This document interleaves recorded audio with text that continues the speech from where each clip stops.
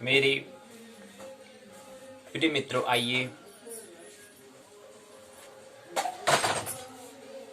11 जनवरी 2021 भूमंच ज्योतिष पाठशाला बीजेपी स्वाध्याय दिवस 110 धन 11वां ज्योतिष के 11वें दिवस में ज्योतिष पाठ के 11वां दिवस में आइए प्रवेश करें। सर्वप्रथम सूर्योदय 7:07 में सूर्य अस्त होगा। 17:32 में सूर्योदय हो ही रहा है, 3 मिनट हो चुके हैं। अभिवादन करें। अभिवादनशीलस्य नित्यं मृदो विसेविनः चत्वारि तस्य वर्धन्ते आयुर्विद्यायसो बलम्। अभिवादन करो, प्रणाम करो, सौंपना, समर्पण। सूर्य प्रकाशमान है, हम भी प्रकाशमान हैं। उसका स्मरण कैसे आए, उसकी ओर हम यात्रा करें। अस्तो मां सदगमय तमसो मां ज्योतिर्गमय मृत्यु मां अमृतम गमय। उस प्रकाशमान सूर्य को हम नमस्कार करते हैं। हम भी प्रकाशमान है, उसका कैसे स्मरण हो, इसके लिए आइए हम भी स्वाध्याय के माध्यम से हम अपने को स्मरण करें, अपना कुछ भी विस्मरण हुआ है स्वाध्याय करें, अपना दर्शन करें। जानते हैं पाठशाला के 2 भाग, पहले भाग को पाठ्यचर्या प्रश्नोत्तर चर्चा, दूसरे भाग को पाठ्यक्रम पाठ्य चर्चा कहते हैं। पाठशाला के भाग 2 को पहले उस पर हम चर्चा कर लेंगे, उसके बाद द्वितीय चरण में हम प्रश्नोत्तर अर्थात पाठ्यचर्या भाग 1 को दूसरे चरण में ले लेंगे।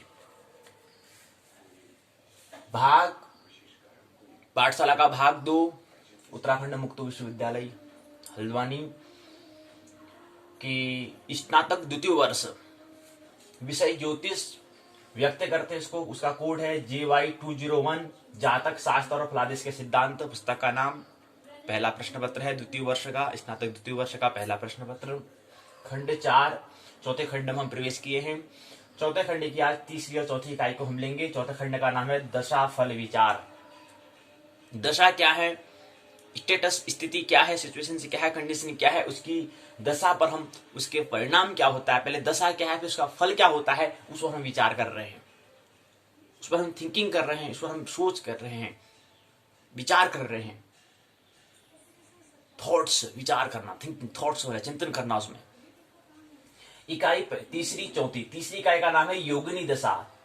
आज तीसरी दशा नाम है योगिनी दशा, जो 36 वर्ष की होती है। पहले हमने कल की पाठशाला में पहले और दूसरी इकाई में हमने देखा, पहले इकाई का नाम था विंशोत्तरी दशा। ऐसी दशा जो 120 वर्ष तक रहे उसको विंशोत्तरी दशा कहते हैं। और विंशोत्तरी दशा को हम महादशा भी कहते हैं। क्यों? क्योंकि उसका समय अवधि इतना है कि व्यक्ति की जो पूर्ण आयु है, कहें कि दीर्घायु, बड़े मुश्किल से हम कहें कि 120 वर्ष तक कोई जी पाता है, तो इसलिए उसको महादशा हम कहते हैं। इन कहने का मतलब है कोई 80 वर्ष होगा तो फिर भी इसकी दशा अगर इस जीवन से उसने विदाई हो गया है, लेकिन अगले जीवन तक भी इसकी दशा का प्रभाव रहता है, अगले जीवन में भी उसका रहेगा, क्योंकि उसकी समावधि इतना है, इसलिए इसको महादशा कहा। दूसरे में योगिनी दशा, दूसरे में हमने अष्टोत्तरी दशा हमने कहा, वो भी 108 वर्ष है। वो भी 108 भी बहुत कम लोग जीवाते हैं, वो भी महादशा के अंतर्गत आता है, इसलिए इनको हमने महादशा कहा। क्यों कहा महादशा? एक कारण ही है। तो कल की पाठशाला में हमने इकाई 1 और इकाई 2 को समझा। इकाई 1 मानी विंशोत्तरी दशा, यानी कि 120 वर्ष तक, और फिर अष्टोत्तरी दशा 108 वर्ष तक जो रहती है, उन दशाओं पर हमने कल समझने का प्रयास हमने करा। आज की पाठशाला में हम तीसरी और चौथी इकाई को समझेंगे। तीसरी इकाई का नाम है योगिनी दशा, जो 36 वर्ष की होती है, और चौथी इकाई में हम अंतरदशा का फल क्या है इसको समझने का हम विचार तृतीय इकाई में करेंगे। अंतरदशा, अंतरदशा से समझ में आ रहा अंतर, क्या अंतर है, कहें कि 2 व्यक्तियों के बीच में क्या अंतर है, क्या डिफरेंस है, वही अंतरदशा का फल। अब किसके अंतर में करेंगे उसको हम समझने का प्रयास भी करेंगे, लेकिन उसके समझने से जो उसका शब्द है उससे समझ में हमें समझना चाहिए।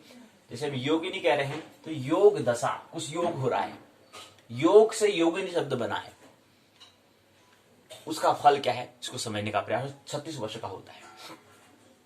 पहले तृतीय इकाई को हम लेते हैं, योगिनी दशा फल को लेते हैं। पहले चरण में हम प्रस्तावना, दूसरे चरण में उद्देश्य, तीसरे चरण में योगिनी दशा परिचय, साथ साथ परिभाषा को लेंगे। चौथे चरण में विवेचन के लिए 14 चरण होंगे, उसको हम समझने का प्रयास करेंगे। उससे पहले तृतीय चरण के कुछ हिस्से हैं, कुछ भाग हैं। पहला भाग, दूसरा भाग, तीसरा भाग, चौथा भाग, पांचवा भाग, छठा भाग। छठे भाग के पुनः उसके क्या है चरण है, एक दो तीन चार पांच छह सात आठ, उसके चरण में इसको समझने का प्रयास हम करेंगे। ये इसको भाग के दूसरा छठे भाग को। इसके बाद चौथे चरण में प्रवेश करेंगे विवेचन, यानी कि योगिनी दशा का विवेचन कैसे करें उसको समझने का प्रयास। उसके अंदर 14 चरण होंगे, उसको हम समझने का प्रयास करेंगे। इसके बाद पांचवें चरण में हम प्रवेश करेंगे। पांचवें चरण के अंदर बोध प्रश्न होंगे, 5 प्रश्न होंगे, उसको हम देने का प्रयास करेंगे। उसके बाद छठे में सारांश, जो इकाई है उसका पूरा निचोड़, उसका सारांश उसका है, उसको हम समझने का प्रयास। सातवें चरण में पारिभाषिक शब्दावली तथा प्रश्न होंगे, दो अंत जो दीर्घ निबंधात्मक प्रश्न, जो दीर्घ प्रश्न होते हैं, 2 प्रश्न को लेंगे, दोनों को एक साथ देंगे। क्योंकि यहाँ पर जो चौथा चरण है उसमें विवेचन, यौवनी दशा का विवेचन एक चरण बढ़ चुका है, इसलिए हमने 7वें चरण में 2 बातें हमें समझनी होंगी, पारिभाषिक शब्दावली और बोध प्रश्न या निबंधात्मक प्रश्न, 2 प्रश्न होंगे, उसको लेंगे। क्योंकि यहाँ पर चौथा चरण में तो हमारे 7 चरण होते हैं, 7 चरण में हम समझते हैं इकाई को, यहाँ भी हम 7 चरण में समझते हैं इकाई के हमने 7 चरण करे हैं। तो 7 चरण फिर 8 चरण हम नहीं कर सकते, इसलिए हमने दोनों को एक साथ कर दिया, संयुक्त कर दिया, दोनों को एक साथ समझ लेंगे, इसलिए 7 चरण में इसको हम समझने का प्रयास करेंगे। यहीं पर क्या है, इकाई फिर तीसरी जो योगिनी दशा है वो पूर्ण हो जाएगी। चतुर्थ इकाई में हम प्रवेश करेंगे। चतुर्थ इकाई में भी पहले चरण में प्रस्तावना, दूसरे चरण में उद्देश्य, तीसरे चरण में अंतरदशा परिचय, से परिचय होने का प्रयास तीसरे चरण में करेंगे। इसके अंतर्गत 1 2 3 4 5 6 भाग होंगे। इसके बाद हम चौथे चरण में प्रवेश करेंगे। चौथे चरण में जो चरण है उसका नाम है बोध प्रश्न। इसके अंतर्गत 4 प्रश्न दिए गए हैं, उसको हम लेने का प्रयास करेंगे। इसके बाद हम 5वें चरण में प्रवेश करेंगे। 5वें चरण में अंतरदशा फल, अंतरदशा फल को हम विंशोत्तरी क्रम में हम लेंगे। इसके बाद इसके अंतर्गत 79 बिंदु, 79 बिंदु हैं, चरण है, उसको हम लेने का प्रयास करेंगे। अंतरदशा का फल विंशोत्तरी क्रम में तो 79 बिंदु हैं, उसको लेने का हम प्रयास करेंगे। छठे चरण में सारांश, 7वें चरण में पारिभाषिक शब्दावली तथा प्रश्न होंगे 2, और पारिभाषिक शब्दावली में 8 बिंदु होंगे, 8 शब्द दिए होंगे, उसकी परिभाषा हम करने का प्रयास करेंगे। इस तरह से क्या होगा, 7वें चरण में 2 बातें हमें समझनी, पारिभाषिक शब्दावली और 2 प्रश्न होंगे, निबंधात्मक प्रश्न। और इसी साथ क्या देंगे, इस 7वें चरण में पारिभाषिक शब्दावली और प्रश्न 2 प्रश्नों को लेने के साथ ही क्या करेंगे, हम इकाई को विराम दे देंगे, इकाई पूर्ण हो जाएगी। द्वितीय इकाई आज की पाठशाला की, और वैसे खंड चौथे की दशाफल विचार की चौथी इकाई अंतरदशा वो क्या हो जाएगी, इसको हम विराम देंगे, पूर्ण हो जाएगी। तो ये हमें देखना है। आइए अब इसको हम पुस्तक के माध्यम से देखें। उत्तराखंड मुक्त विश्वविद्यालय के द्वारा निर्धारित जो पुस्तक है उसके माध्यम से देखें। आइए, योगिनी दशा इकाई में प्रवेश करने से पहले इसकी संरचना बनाई है। इकाई की संरचना, प्रस्तावना, उद्देश्य, योगिनी दशा परिचय, योगिनी दशा स्वरूप, योगिनी दशा फल, बोध प्रश्न, सारांश, पारिभाषिक शब्दावली, बोध प्रश्न के उत्तर, संदर्भ के अनुसार निबंधात्मक प्रश्न यहाँ पर दिया गया है। अब इसी क्रम को इन्हें आगे बढ़ाया है। प्रस्तावना में कहा है कि योगिनी का मतलब होता है दशा, अंतर दशा में योगिनी दशा भी एक महत्वपूर्ण होती है। योगिनी दशा कुल 36 वर्ष का होता है। हमने कहा योगिनी दशा में मंगला से लेकर संकटा तक 8 प्रकार का योग का उल्लेख होता है। योग 8 योग प्रकार, इसके प्रकार जो होते हैं 8 इसके प्रकार होते हैं, ये ख्याल में रहे। योगिनी दशा 8 प्रकार की होती है, और पहले क्रम में आता है मंगला, और अंतिम जो 8वां है वह संकटा आती है। तो मंगला से लेकर के संकटा तक 8 प्रकार के योग का उल्लेख जिक्र होता है, जिसका हम समझने का प्रयास भी आज की इसी इकाई में हम करेंगे। उद्देश्य में हमें यहाँ पर 5 उद्देश्य यहाँ पर दिए गए हैं। ये बात प्रस्तावना पूरी हुई। उद्देश्य में योगिनी दशा को परिभाषित करना, महत्व को समझना, निरूपण करना, स्वरूप का वर्णन करना, फलादेश आदि को निरूपण करने में समर्थ, ये 5 उद्देश्य यहाँ पर दिए गए हैं। उसके बाद आगे चरण में, अगले चरण में प्रवेश करें, उस चरण का नाम है योगिनी दशा परिचय और परिभाषा। ये तीसरे चरण में ज्योतिष शास्त्र में दशा ज्ञान के अंतर्गत योगिनी दशा का नाम आता है। योगिनी दशा कहीं कहीं पर थोड़ा प्रचलित होती है। योगिनी दशा का जो प्रणेता हैं, जो जनक हैं, वो भगवान शंकर हैं, और ये 8 प्रकार के होती हैं। 8 प्रकार कौन कौन से होते हैं, आइए इसको समझें। तो योगिनी दशा 8 प्रकार में पहला क्रम आता है मंगला। महादेव ने इन दशा को कहा था, पहला जो हम 8 प्रकार कह रहे हैं, पहला आता है मंगला, दूसरा आता है पिंगला, तीसरा आता है ध्यान्य, चौथा आता है भ्रामरी, पांचवा आता है भद्रिका, छठा आता है उल्का, सातवां आता है सिद्धा, आठवां आता है संकटा। ये 8 योगिनी दशा होती है। मंगल से चंद्रमा, पिंगला से सूर्य, जो मंगला है जो पहला हम योगिनी दशा करें वो क्या है, मंगला से चंद्रमा तक। दूसरा पिंगला से सूर्य, धान्या से गुरु, भ्रामरी से मंगल, भद्रिका से बुध, उल्का से शनि, सिद्धा से शुक्र, संकटा से राहु की उत्पत्ति होती है, वे योग बनते हैं। जन्म नक्षत्र संख्या में 3 जोड़ते हैं, 8 का भाग देते हैं, जो शेष आता है तो वो पहला कौन आएगा, मंगल आदि 8, फिर मंगला आएगा, फिर पिंगला आएगा, फिर धान्य आएगा, फिर भ्रामरी आएगा, फिर भद्रिका आएगा, फिर उल्का आएगा, फिर सिद्धा आएगा, फिर संकटा आएगा। ये 8 योगिनी दशा 8 प्रकार की होती है। अब कैसे करना है, जन्म नक्षत्र हमने कहा 8वां नक्षत्र पुष्य नक्षत्र है। इसको अगर हम क्या करें, जन्म नक्षत्र संख्या में 3 को जोड़ते तो 8 में अगर 3 को जोड़ते हैं तो 11 होता है, और 11 को 8 से अगर भागा देते हैं तो 8 एकम 8 होता है, 9 10 11 इनकी तीसरा नंबर, यानी कि मंगला पिंगला धान्या इसका क्या होता है, धान्या योगिनी दशा होती है। ये क्रम को उसको बताने का प्रयास यहां पर किया है, और क्रम से बताया है कि इनका जो वर्ष जो होते हैं, दशा वर्ष जो होते हैं वो क्रम से ही होते हैं, 1 2 3 4 5 6 7 8 क्रम में वर्ष बताना चाहिए। तो मंगला 1 वर्ष की योगिनी, मंगला 1, पिंगला 2 वर्ष की, धान्या 3 वर्ष की, जैसे क्रम है वैसे क्रम में क्या है, वर्ष का भी हमें जानना चाहिए। तो इसी को बताने का प्रयास यहाँ पर किया है कि जन्म नक्षत्र किसी जातक का जन्म क्या होता है, पुष्य नक्षत्र में अगर होता है, पुष्य नक्षत्र में होता है तो पुष्य 8 और 3 जोड़ा तो उसको हमने फिर 8 से भगा दिया तो 3 बचा, और वो क्या गया हमारा धान्या योगिनी दशा आई। उसको बताने का प्रयास हमारे उदाहरण से किया है। अगले क्रम आता है योगिनी दशा चक्र क्या है, वो चक्र को बताने का बताया है। पहला संकटा, पहला मंगला, दूसरा पिंगला, तीसरा धान्या, चौथा भ्रामरी, 5वां भद्रिका, 6वां उल्का, 7वां सिद्धा, 8वां संकटा होता है। तो इसको ही बताने का वर्ष कितने होते हैं बताने का, हमने कहा जिस क्रम में है, पहले क्रम में मंगला आता है और अंतिम चरण में संकटा आता है, उतने इसी क्रम से उनका क्या इतना साल का होता है। संकटा 1 साल का होता है, मंगला 1 साल का होता है, तो पिंगला 2 साल का। इसी क्रम में धान्या तीसरे क्रम आता है, 3 साल की होती है। भ्रामरी चौथे क्रम में आता है, 34 साल की 4 साल की होती है। भद्रिका 5वें क्रम में आता है तो भद्रिका 5 साल की होती है। उल्का 6ठे क्रम में आता है तो 6 साल की होती है। सिद्धा 7वें क्रम में आता है तो 7 वर्ष की होती है। संकटा 8वें क्रम में आता है, 8 वर्ष की होती है। ये हमने समझा। तो योगिनी दशा चक्र क्या है, इसको हमने समझने का प्रयास किया। योगिनी दशा विचार। अब अगले चरण में देखते हैं योगिनी दशा का विचार हम कैसे करते हैं, इसको समझाने का प्रयास पर किया है। इसी क्रम में यहाँ पर बताया था कि योगिनी दशा का जो परिचय और परिभाषा जो बताया था, इसको बताने के लिए यहाँ पर कुछ सूत्र, कुछ श्लोक यहाँ पर दिए थे। पहला श्लोक, दूसरा श्लोक, तीसरा श्लोक, चौथा श्लोक, 5 श्लोक में समझाने का प्रयास इसको किया। इसी को यहाँ पर अनुवाद में किया था। फिर योगिनी दशा चक्र यहाँ पर दिया हुआ है। फिर इसी क्रम में योगिनी दशा का विचार कैसे करते हैं, इसके लिए भी 1 सूत्र, 2 सूत्र, 3 सूत्र, 4 सूत्र यहाँ पर दिए हैं। 4 सूत्र के माध्यम से हमने योगिनी दशा का विचार कैसे करते हैं इसको समझाने का प्रयास यहाँ पर किया गया है। फिर अगले प्रकरण में आता है कि अत प्रकारान त्रेन योगिनानाम स्वामिनाः, इसको भी बताने का प्रयास यहाँ पर 1 सूत्र, 2, 3, 4 सूत्र, 4.5 सूत्र में यहाँ पर दिया हुआ है। इसको भी फिर अनुवाद के माध्यम से समझाने का प्रयास यहाँ पर किया गया है। फिर अगले चरण में आता है योगिनी दशा बोध चक्र क्या है, वो चक्र यहाँ पर पीछे दिया गया है कि हमारा 8 योगिनी होती है।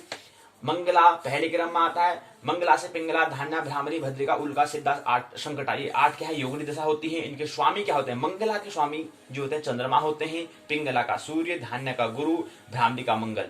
धान्य का गुरु होता है, भद्रिका बुध, उल्का शनि, सिद्धा का शुक्र और संकटा का राहु होता है। ये हमने समझने का प्रयास यहाँ पर किया। इसी क्रम में फिर वर्ष बता रहे हैं, क्योंकि जिस क्रम में मंगला पहले क्रम में आता है इसी क्रम में इनके वर्ष होते हैं। इसी क्रम में फिर यहाँ पर नक्षत्र 27 नक्षत्र को यहाँ पर विभाजित किया हुआ है। जैसे हमने कहा कि धान्या योगिनी दशा कैसी आती है, इसको बताने के लिए हमने क्या करा, हमने कहा कि पुष्य नक्षत्र, आप जिसको किसी व्यक्ति को पता होगा, जातक को पता होगा कि मेरा नक्षत्र कौन सा है या नहीं, कि हमारा नक्षत्र कौन सा है, कौन से नक्षत्र हमने जन्म लिया। तो हमने कहा किसी जातक का नक्षत्र जन्म नक्षत्र पुष्य नक्षत्र है। पुष्य नक्षत्र क्रम जो है 8वें नंबर में आता है और हमको योगिनी दशा निकालने के लिए क्या करना पड़ेगा, उसमें 3 को जोड़ना पड़ता है और फिर इसको फिर भाग देना पड़ता है। तो यहां पर 11 होता है, 11 को फिर 8 से भागा देते हैं तो बच जाता है 3। तो तीसरे क्रम में कौन सा नक्षत्र आता है, तीसरे क्रम में धान्य आता है। ये पता चलता है कि कौन सी योगिनी दशा है, धान्य है।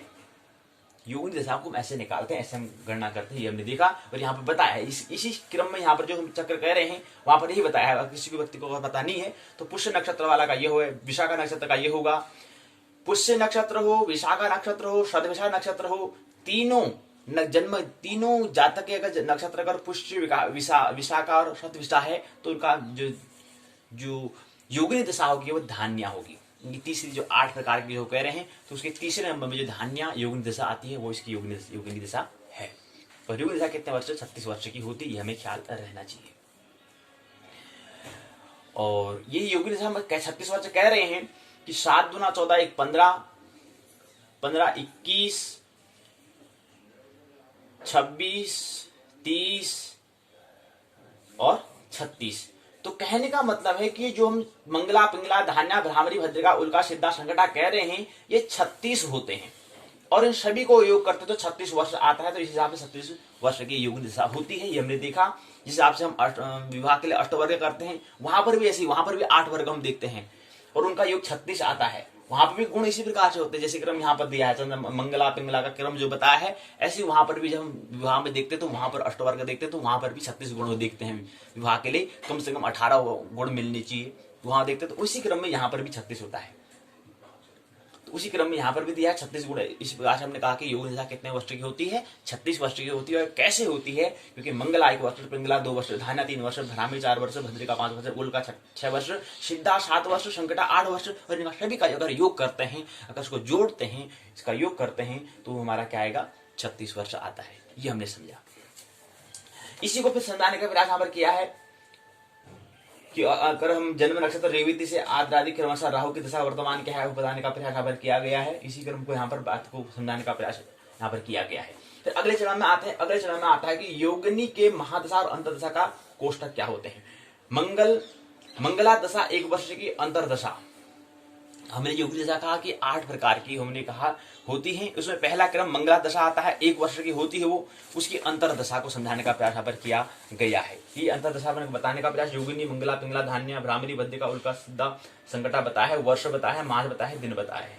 तो ये पहले में मंगला दशा 1 वर्ष अंतर्दशा को बताने का प्रयास। इसी क्रम में फिर दूसरे क्रम में पिंगला आता है, तो पिंगला दशा 2 वर्ष अंतर्दशा को भी वही क्रम यहाँ पर चक्र दिया गया है। इसी क्रम में धान्या 3 वर्ष अंतर्दशा, वही बताने का प्रयास यहाँ पर किया गया है। भ्रामरी दशा 4 वर्ष अंतर्दशा बताने का प्रयास। इसी प्रकार से भद्रा, इसी प्रकार से उल्का, सिद्धा, इसी प्रकार से संकटा होता है। अब इनमें दिया क्या हुआ है, वर्ष जो है सभी में शून्य यहाँ पर दिए गए हैं, मास में थोड़ा यहाँ पर अंतर यहाँ पर दिया गया है और दिन में थोड़ा भी यहाँ पर दिया गया है। कि जो पहले मंगला है उसमें वर्ष 0 है, शून्य है, मास धान्या में 1, भ्रामरी में 1, भद्रिका में 1, उल्का में 2, सिद्धा में 2, संकटा में 2, दिन 10, पिंगला 20, धान्या 0, भ्रामरी में 10, भद्रिका में 20, उल्का में 0, शून्य, सिद्धा में 10, संकटा में 20, ये दिया हुआ है। पिंगला जो दशा है वो 2 वर्ष की होती है, उसको बताने का यहाँ पर किया गया है कि वर्ष को 0 यहाँ पर शून्य दिए हुए हैं, मास में 1, 2, 3, 4, 5 0 दिया है, दिन 10, 2, 20, 10, 1, 20, 10, 20 दिया हुआ है। इसी क्रम में थोड़ा फिर वर्ष, मास और दिन 3 यहाँ पर दिए हुए हैं, 3 क्रम यहाँ पर है और योगिनी दशा बताया है, 8 योगिनी दशा होती है। तो इसी प्रकार से 8 योगिनी क्रम को यहाँ पर चक्र में समझाने का प्रयास यहाँ पर किया गया है।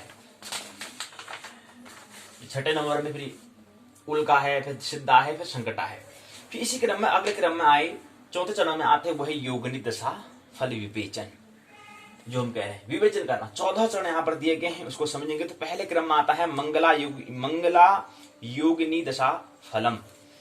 इसको एक सूत्र 2 सूत्र के माध्यम से समझाने का प्रयास यहाँ पर किया है कि अथ मंगला योगिनी दशा फलम क्या होता है, इसको समझाने का प्रयास यहाँ पर किया है। मंगला शब्द का मतलब होता है जो मंगल दे। इसी क्रम में पिंगला योगिनी महादशा फलम को 2 सूत्रों के माध्यम से समझाया है, उसी को फिर यहाँ पर इसका अनुवाद यहाँ पर किया गया है। इसी क्रम में धान्य योगिनी महादशा फल में है 2 सूत्रों में समझाने का प्रयास किया है। धान्य की महादशा में जातक धनी होता है, सुखी होता है, सफल व्यापारी होता है, भौतिक सुखी होता है, स्वाभिमानी होता है, शत्रुओं का नाश करने वाला होता है, विद्यावान होता है, ज्ञानवान होता है, संगीत प्रेमी होता है, धनवान होता है, सत तीर्थों का भ्रमण करने वाला, सिद्धियों को प्राप्त करने वाला और भाग्यशाली होता है। ये इसका अगर धान्य योगिनी अगर महादशा में उसका फल क्या होता है, इसका परिणाम क्या होता है, अगर किसी का अगर धान्य योगिनी अगर दशा हो तो उसका ये फल होता है। इसी क्रम में भ्रामरी को बताने का प्रयास 2 सूत्रों से किया गया है, फिर उसको अनुवाद यहाँ पर किया है। फिर 5वें भद्रिका योगिनी महादशा है, 2 सूत्रों से समझाने का प्रयास, उसका ही अनुवाद यहाँ पर किया गया है।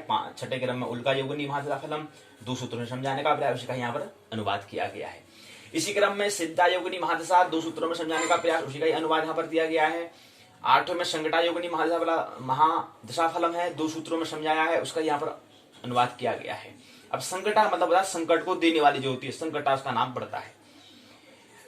सिद्धा की महादशा में ज्यादा सिद्धि को प्राप्त होता है तथा सिद्ध होता है, साधना से सिद्धि की ओर सिद्धि को प्राप्त होता है, इनके नाम से समझ में आ रहा है।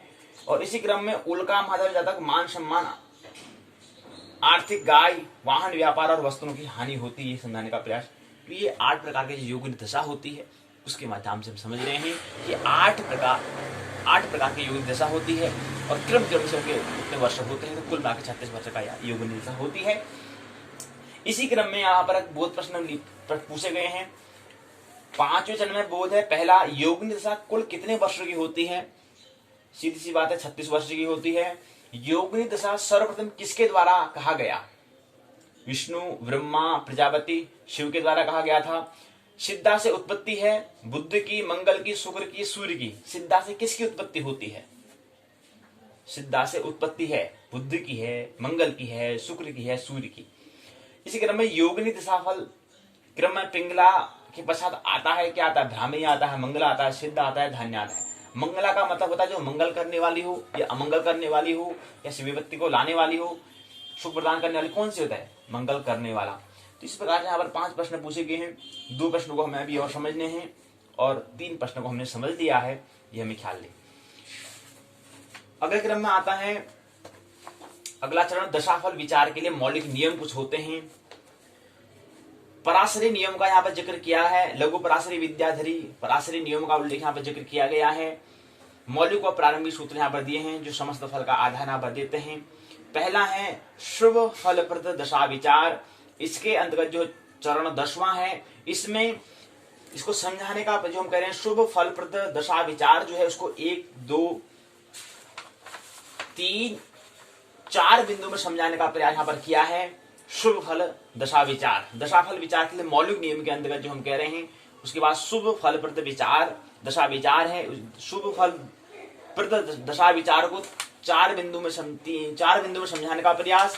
इसी क्रम में शुभ का फिर इसी प्रकार से अशुभ को समझाने का प्रयास यहाँ पर किया है। 2-3 बिंदु में समझाने का प्रयास यहाँ पर किया गया है। जो लघु पराशरी विद्याधरी में पराशरी नियमों का जिक्र यहाँ पर किया गया है, उसको यहाँ पर समझाया है। दशाफल विचार के लिए मौलिक नियम। इसी क्रम में अगले क्रम में आता है कुछ विशेष नियम और होते हैं, उसको जो कुछ विशेष जो नियम है उसको समझाने का प्रयास 3-4 बिंदु में यहाँ पर 5, 6, 7, 8, 9, 10 बिंदु में किया गया है। 10 बिंदु में यहाँ बताए हैं कुछ विशेष नियम जो है 1, 2, 3, 4, 5, 6, 7, 8, 9, 10 बिंदु में समझाने का प्रयास किया है। फिर अगले चरण में आता है कि दशा फल में राहु केतु की क्या विशेषता होती है, क्या इंपोर्टेंस है, उसको बताने का प्रयास यहाँ पर किया है।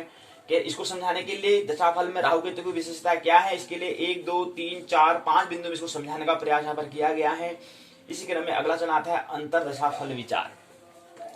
इसके लिए यहाँ पर अंतर दशाफल विचार के लिए ग्रहों की संपूर्ण महादशा, अंतर्दशा, योगिनी दशा, सूक्ष्म दशा का आधारभूत फल जानकर उनकी अंतर्दशाओं का हमें निर्णय करना चाहिए। इसी को अंतर्दशा फल विचार को समझाने के लिए यहाँ पर 6 बिंदु से इसको समझाने का प्रयास यहाँ पर किया गया है।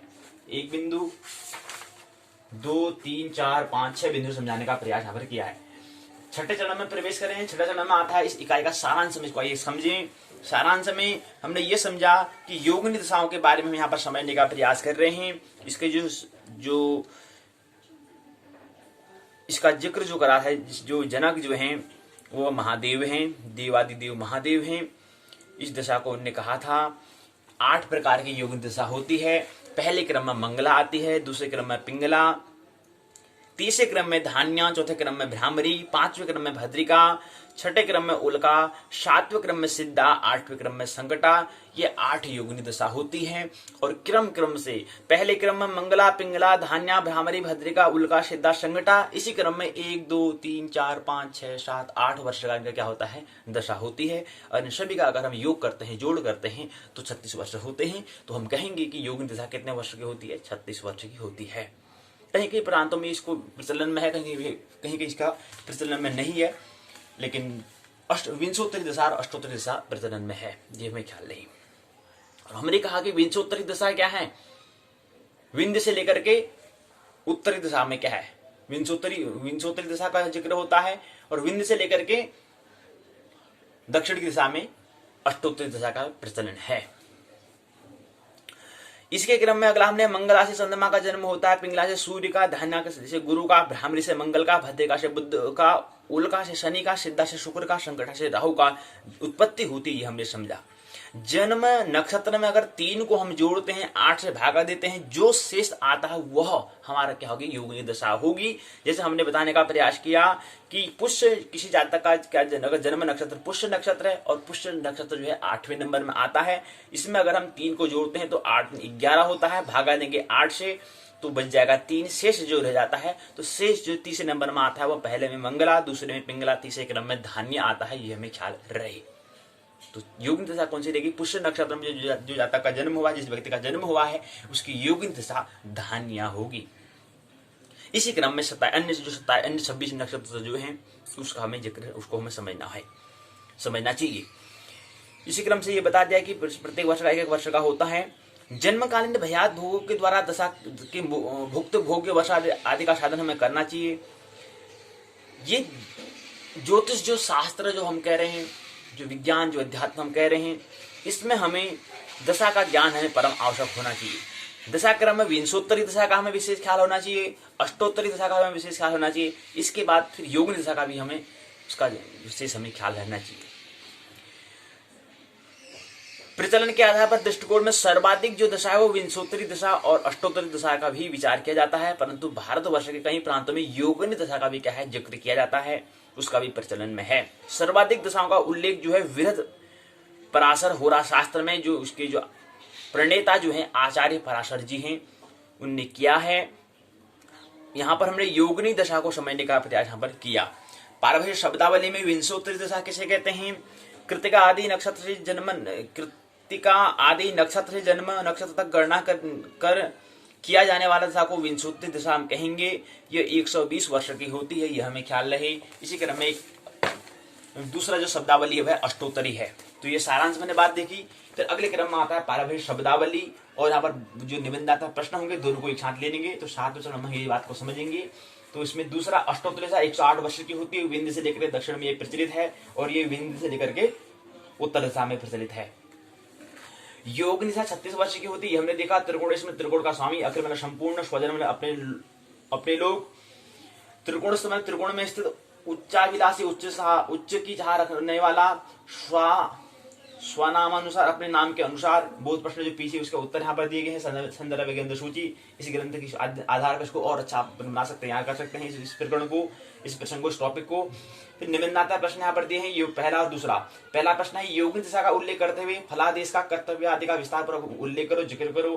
पहला प्रश्न है। दूसरा प्रश्न, योगिनी दशा का ज्योतिष में क्या उपयोग है, इसका प्रचलन अधिक मात्रा में कहाँ होता है, इसका हमने कहा इसमें कहाँ उसका प्रचलन होता है ये बताना है। इन 2 प्रश्न के साथ क्या है इकाई, तीसरी इकाई को हम विराम देते हैं। तीसरी इकाई का नाम है योगिनी दशाफल, और 8 प्रकार की योगिनी दशा होती है, हमें ख्याल रखना चाहिए।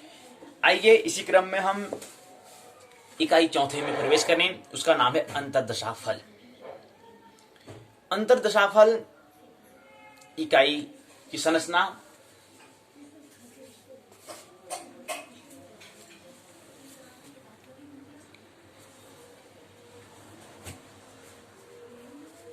आइए चौथे इकाई में प्रवेश करें। तो चौथे इकाई का नाम है अंतर्दशाफल।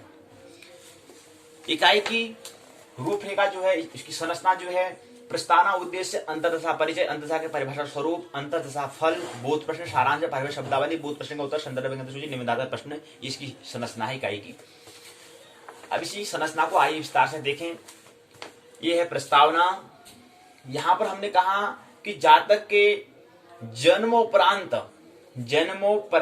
उसके जीवन संबंधी फलादेश कर्तव्य हेतु हमें सर्वप्रथम नक्षत्र के विंशोत्तरी दशा का ज्ञान करना चाहिए।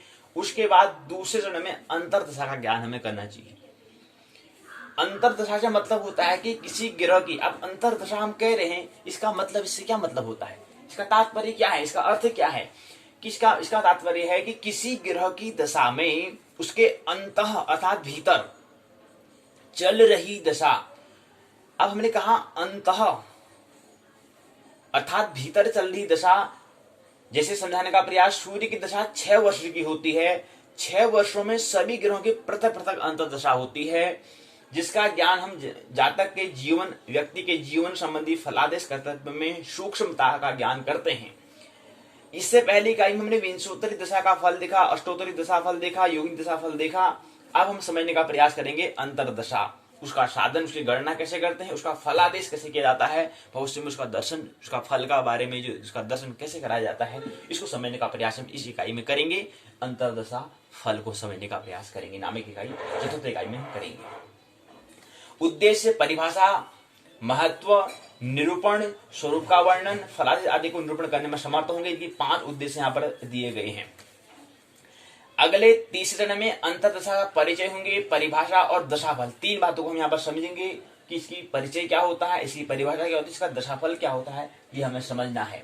इसके लिए हमें पहले प्रत्येक दशा में अंतः मन होता है भीतर दशाएं, भीतरी दशाएं भी सभी ग्रहों की मानी जाती हैं। अंतर्दशा विधि को मित्र जो हैं, आचार्य जो हैं, वराह मिहिर ने अपनी वृहद जातक में यहाँ पर उन्होंने बताने का प्रयास यहाँ पर किया है। उनको समझाने के प्रयास, 1 सूत्र 2 सूत्र से यहाँ पर भी उनको सूत्र को यहाँ पर जिक्र किया है। उन्होंने बताया है 2 सूत्र के माध्यम से इसका अनुवाद यहाँ पर किया गया है कि क्या है इसकी, कि दशापति के साथ जितने ग्रह रहे उनमें सर्वाधिक बलवान ग्रह दशापति के आयुर्दाय के आधार का अंतर दशाधिप होता है। इसके पश्चात नवम पंचम इन स्थान को ग्रहों में जो बलवान हो वह दशापति के आयुर्दाय के तृतीयांश का अंतर दशाधिप होता है। इसके बाद दशाधीश से सप्तम स्थित ग्रहों में जो बलवान हो वह दशाधीश के आयुर्दाय के तृतीयांश का अंतर दशाधिप होता है। इसी प्रकार चतुर्थ अष्टम में स्थित ग्रहों में बलवान ग्रह चतुर्थांश का अधिप होता है। इसी क्रम में लग्न सहित सभी ग्रह अपने अपनी अंतर्दशा में अपना अपना फल देते हैं।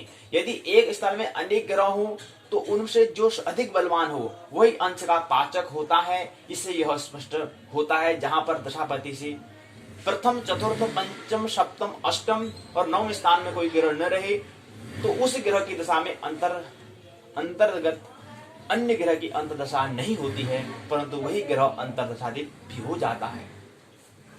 फिर यहाँ पर अंतर्दशानयन प्रकार को बताने का प्रयास सूत्र के माध्यम से कहा किया गया है। किसके प्रकार,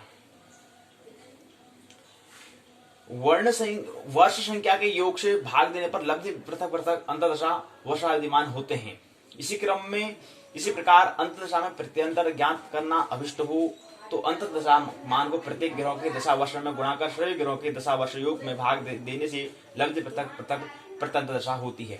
इसी जो हम अंतर्दशा ने प्रकार जो दिया है उसको यहाँ पर उदाहरण के माध्यम से समझाने का प्रयास यहाँ पर किया है कि सूर्य की महादशा में सूर्य आदि सभी ग्रहों की अंतर्दशा अभिष्ट हो तो सूर्य की विंशोत्तरी दशा वर्ष संख्या 6, सभी ग्रहों का वर्ष योग 120 होता है। तो 6 को अगर भाग 6 को 6 से गुण करें तो और 120 से भाग देते हैं तो इतना इसका योग आता है।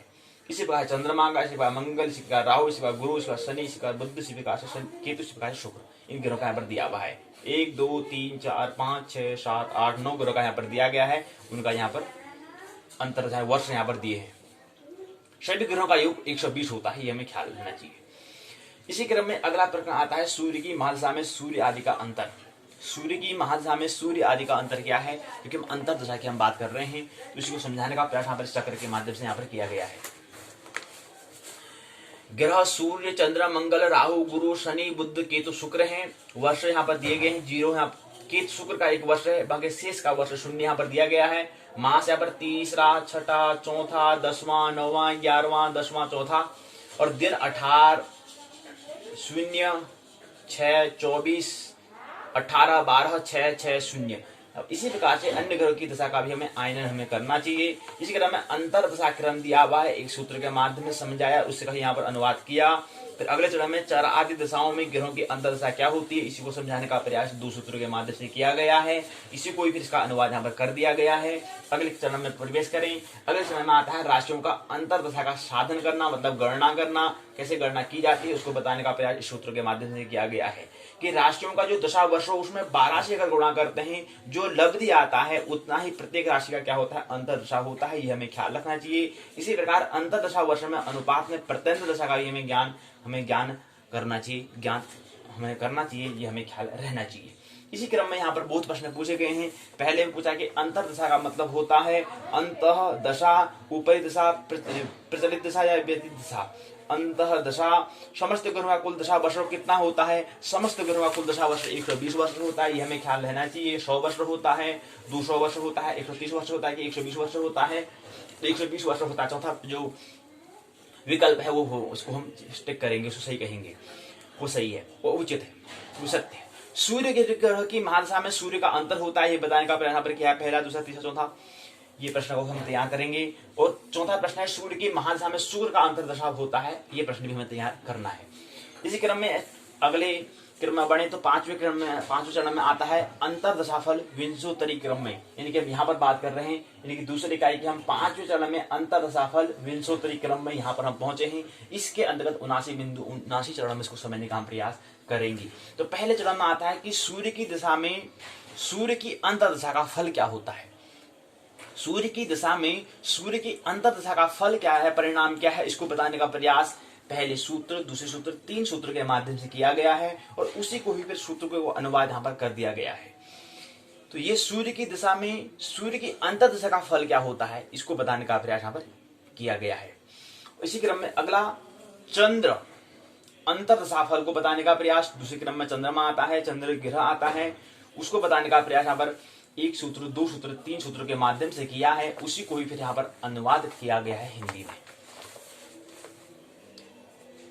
इसी क्रम में तीसरे क्रम में आता है सूर्य से भौम का हम फल का विचार करते हैं। पहले हमने सूर्य की दशा में सूर्य की बात हमने की, सूर्य की अंतदशा का हमने फल के बारे में बात की।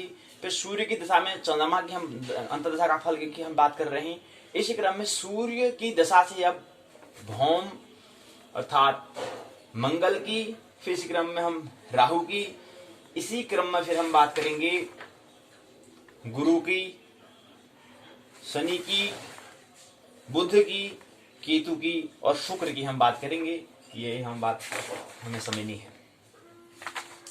फिर इसी प्रकार चंद्रमा के, फिर इसी प्रकार हम पहले 9 ग्रहों की हम बात कर रहे हैं, आपस की हम बात कर रहे हैं। पहले सूर्य से 9 ग्रह की हम बात 8 ग्रह की शेष बात कर रहे हैं कि सूर्य से सूर्य मतलब सूर्य जो ग्रह है 1 से लेकर के फिर उनकी 9 ग्रह तक बात करें। सूर्य से सूर्य, सूर्य से चंद्रमा, सूर्य से मंगल, सूर्य से बुध, सूर्य से शुक्र, सूर्य से राहु, सूर्य से केतु, ये हम बात कर रहे हैं, गुरु बुध। ऐसे हम क्या करेंगे फिर चंद्रमा से सूर्य, चंद्रमा से मंगल, चंद्रमा से बुध, चंद्रमा से शुक्र, बुध शुक्र, ऐसे हम बात करेंगे। इसी कारण से हम 9 ग्रहों का क्या करेंगे, 9 ग्रहों का उनके सापेक्ष हम करेंगे। तो वही यहाँ पर दिया गया है। सूर्य से मंगल की हम मंगल का फल की बात कर रहे हैं, 1 सूत्र 2 3 4 सूत्र से समझाने का प्रयास यहाँ पर किया है, इसको अनुवाद यहाँ पर किया है। फिर सूर्य से राहु का अंतदशा का फल क्या होता है बताने का प्रयास 1 2 3 4 सूत्र से यहाँ पर किया गया है।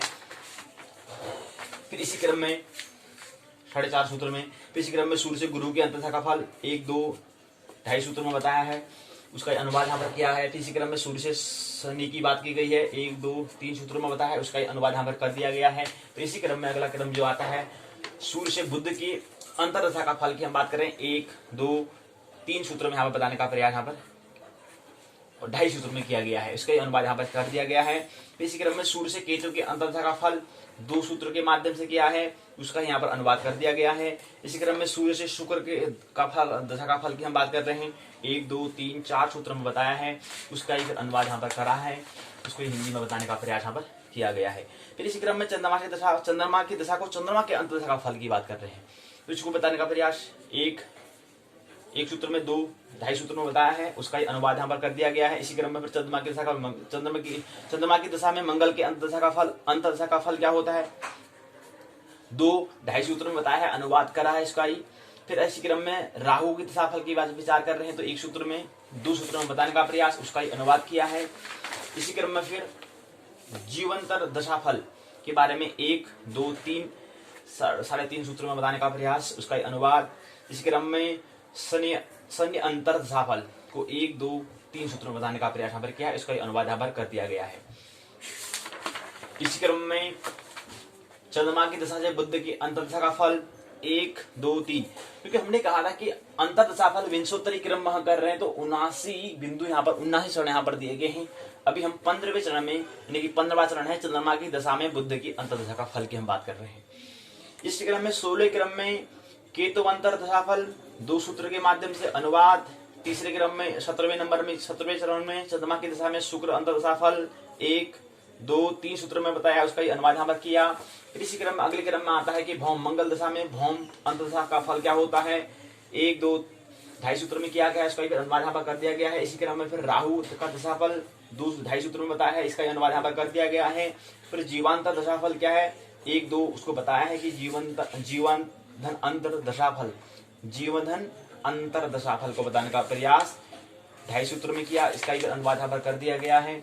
इसी क्रम में शनि अंतर दशाफल 2, 3 सूत्र से बताने का 3 सूत्र में बताने का प्रयास किया, इसका अनुवाद यहाँ पर किया। इसी क्रम में बुध का अंतर दशाफल ढाई सूत्र में बताया है, इसका अनुवाद यहाँ पर कर दिया गया है। फिर केतु अंतर दशाफल 2 सूत्रों में बताने का प्रयास और उसका अनुवाद यहाँ पर कर दिया गया है। इसी क्रम में फिर शुक्र अंतर दशाफल 2 सूत्रों में बताने का प्रयास, इसका अनुवाद यहाँ पर करा। सूर्य अंतर दशाफल को बताने का प्रयास ढाई सूत्रों में कर दिया गया है, इसका अनुवाद। फिर मंगल से चंद्र अंतर दशा का फल बताया है, इसको बताने का प्रयास यहाँ पर 2 सूत्रों में यहाँ पर किया गया है। 3-4 सूत्रों में बताने का प्रयास, उसका ही अनुवाद यहाँ पर कर दिया गया है। तो ये 26वें चरण में हम पहुंचे। 27वें चरण में राहु अंतर दशाफल, राहु की दशा में राहु अंतर दशाफल क्या होता है, इसको बताने का प्रयास 2, 3, 4 सूत्रों में किया, उसका ही अनुवाद किया। इसी क्रम में 28वें नंबर में जीवांतर दशाफल, इसको बताने का प्रयास 1 सूत्र, 2 सूत्र, 3, 4, 5, 5.5 सूत्रों में बताया है, उसका ही अनुवाद यहाँ पर किया है। इसी क्रम में शनि अंतर दशाफल को बताने का प्रयास 3, 4 सूत्रों में किया है, उसका ही अनुवाद यहाँ पर कर दिया गया है। इसी क्रम में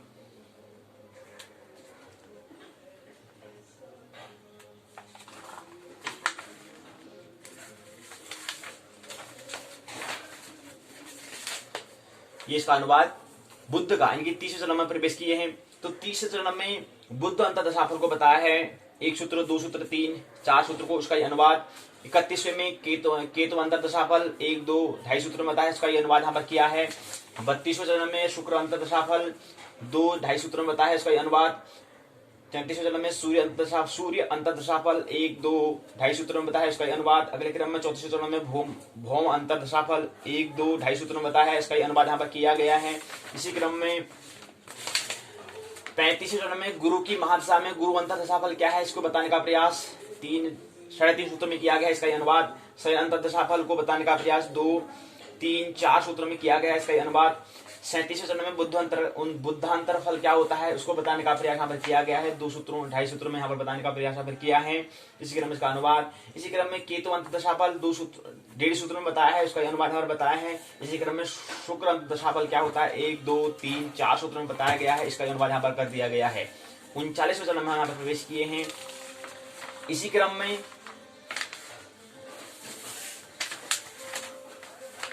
40वें में सूर्य अंतर दशाफल दिया है, 1, 2, 3 सूत्रों में बताने का प्रयास, का अनुवाद। 41वें चरण में चंद्र अंतर दशाफल 1, 2, 3 सूत्रों में 3.5 सूत्रों में बताया है, उसका अनुवाद यहाँ पर कर दिया गया है। 42वें भौम अंतर दशाफल 1 सूत्र के माध्यम से, 2 सूत्र के माध्यम से बताने का प्रयास किया है, उसका अनुवाद यहाँ पर किया है। इसी क्रम में राहु अंतर दशाफल 1, 2, 3, 4 सूत्रों में बताया है, उसका अनुवाद यहाँ पर कर दिया गया है। इसी क्रम में शनि अंतर्दशा फल, शनि में शनि की अंतर्दशा फल क्या होती है, अंतर्दशा क्या होती है, उसको बताने का प्रयास 1 2 3 सूत्रों में यहाँ पर किया गया है। इसका फिर अनुवाद यहाँ पर कर दिया गया है। अब इसी क्रम में 45वें चरण में प्रवेश करते हैं। 45वें चरण में बुध अंतर्दशा का फल को हम समझने का प्रयास कर रहे हैं। इसमें 1 सूत्र 2 सूत्र 3 4 सूत्र दिए गए हैं, उसको समझाने का प्रयास यहाँ पर किया गया है। 46वें चरण में केतु अंतर्दशा को हम देखेंगे, इसका फल को देख रहे हैं, तो इसको समझाने का प्रयास 1 सूत्र 2 3 4 4.5 सूत्र में किया। इसका ही अनुवाद यहाँ पर कर दिया गया है। इसी क्रम में शुक्र अंतर्दशा फल, यहाँ पर बात पूर्ण हो जाती है। 47वें नंबर में शुक्र अंतर्दशा फल है, 1 2 3 4 सूत्र में बताया है, इसको ही अनुवाद यहाँ पर कर दिया गया है। इसी क्रम में 48वें नंबर में सूर्य अंतर्दशा फल 1 2 2.5 सूत्र में बताया है, इसका ही अनुवाद यहाँ पर कर दिया गया है। ये बात यहाँ पर हमें बताइए। इसी प्रकार में 49वें क्रम में यहाँ पर बात पूर्ण हुई। 48वें की 49 में चंद्र अंतर्दशा फल को 1 2 3 सूत्रों में बताया, इसका अनुवाद। 50वें में भौमांतर फल 1 2 3 सूत्रों में बताया है, इसका अनुवाद यहाँ पर कर दिया गया है। इसी क्रम में 51वें राहु अंतरफल बताया है, 1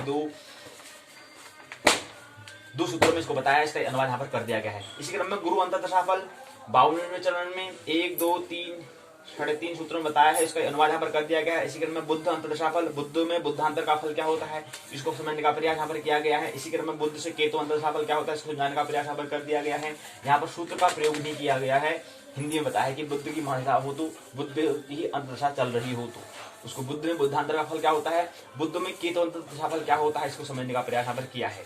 तो ये 53 नंबर में 55वें चरण में आता है कि बुद्ध में शुक्र का अंतरफल क्या होता है। यहाँ पर सूत्र नहीं दिए हैं, इसमें इसको भाव सीधे बता दिया गया है। बुद्ध से सूर्य अंतरफल क्या था, सूर्य का अंतर का क्या फल होता है, बुद्ध से सूर्य का अंतर मतलब डिफरेंस बीच में, तो अंतर का फल क्या होता है 1 2 3 यहाँ पर दिया गया। इसका अनुवाद बुद्ध में चंद्र का अंतरफल क्या होता है, इसको बताने का प्रयास यहाँ पर किया है।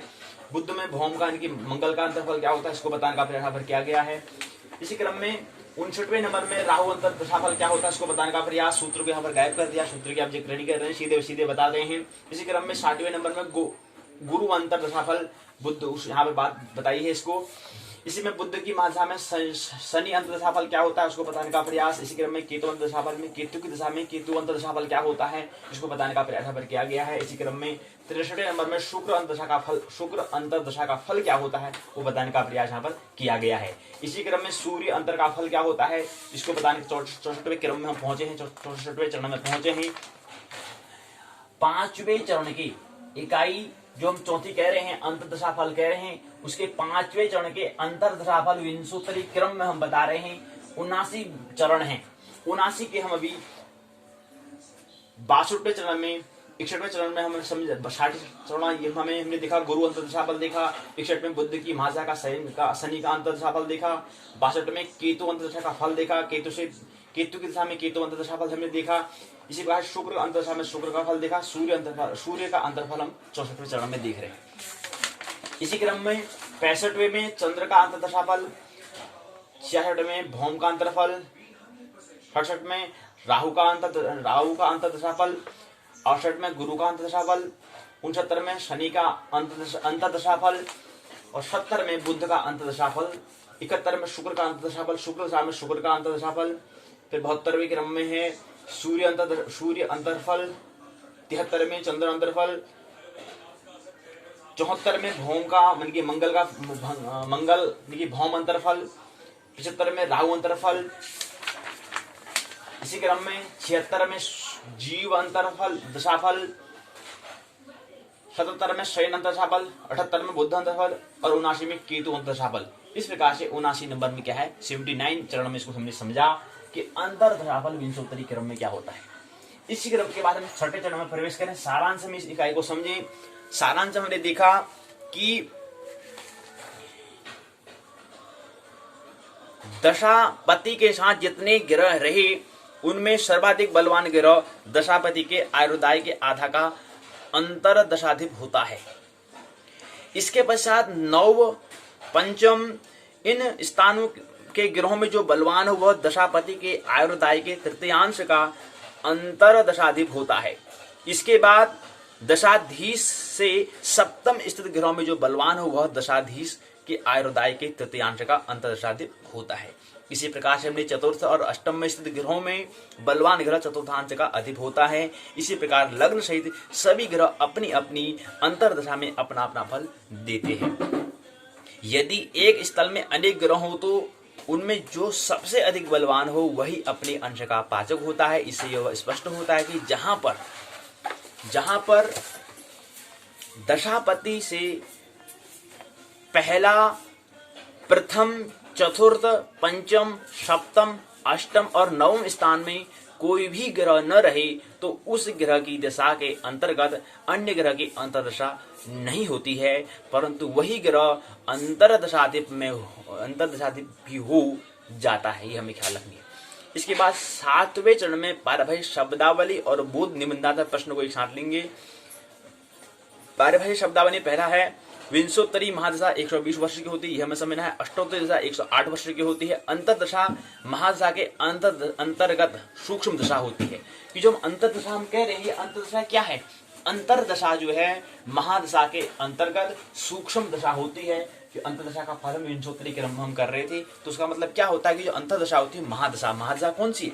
महादशा विंशोत्तरी दशा और अष्टोत्तरी दशा जो है। तो वही यहाँ पर हमने जो अंतर्दशा में जो 79 चरण हमने समझा वो विंशोत्तरी क्रम में समझा, ऐसे अष्टोत्तरी क्रम में भी हो सकता है। क्यों? क्योंकि अंतर्दशा का मतलब होता है कि महादशा के अंतर्गत सूक्ष्म दशा। महादशा के अंतर्गत होने वाली जो सूक्ष्म दशा जो है, सूक्ष्म जो स्थिति को हम देख रहे हैं कि सबसे कम समय में स्थिति क्या है। अब हम विंशोत्तरी दशा करें, महादशा कह रहे हैं क्योंकि 120 वर्ष होता है, पर एक साल में क्या होगा, 6 महीने में क्या होता है। तो सूक्ष्म की हम बात करते हैं, मतलब लघु की हम बात करते हैं। तो विंशोत्तरी क्रम में हमने कहा, ऐसे ही अष्टोत्तरी क्रम में भी हो सकता। हमने भी विंशोत्तरी क्रम में देखा, जो 79 चरण हमने बिंदु में जो देखा, ऐसे यहाँ पर अष्टोत्तरी क्रम में भी हो सकता है। लेकिन हमने यहाँ पर विंशोत्तरी क्रम में देखा। और अंतर्दशा क्या होती है? महादशा के अंतर्गत, महादशा जो चल रही है उसके अंतर्गत, उसके अंदर होने वाले सूक्ष्म जो दशा होती है उसकी हम बात करते हैं। कि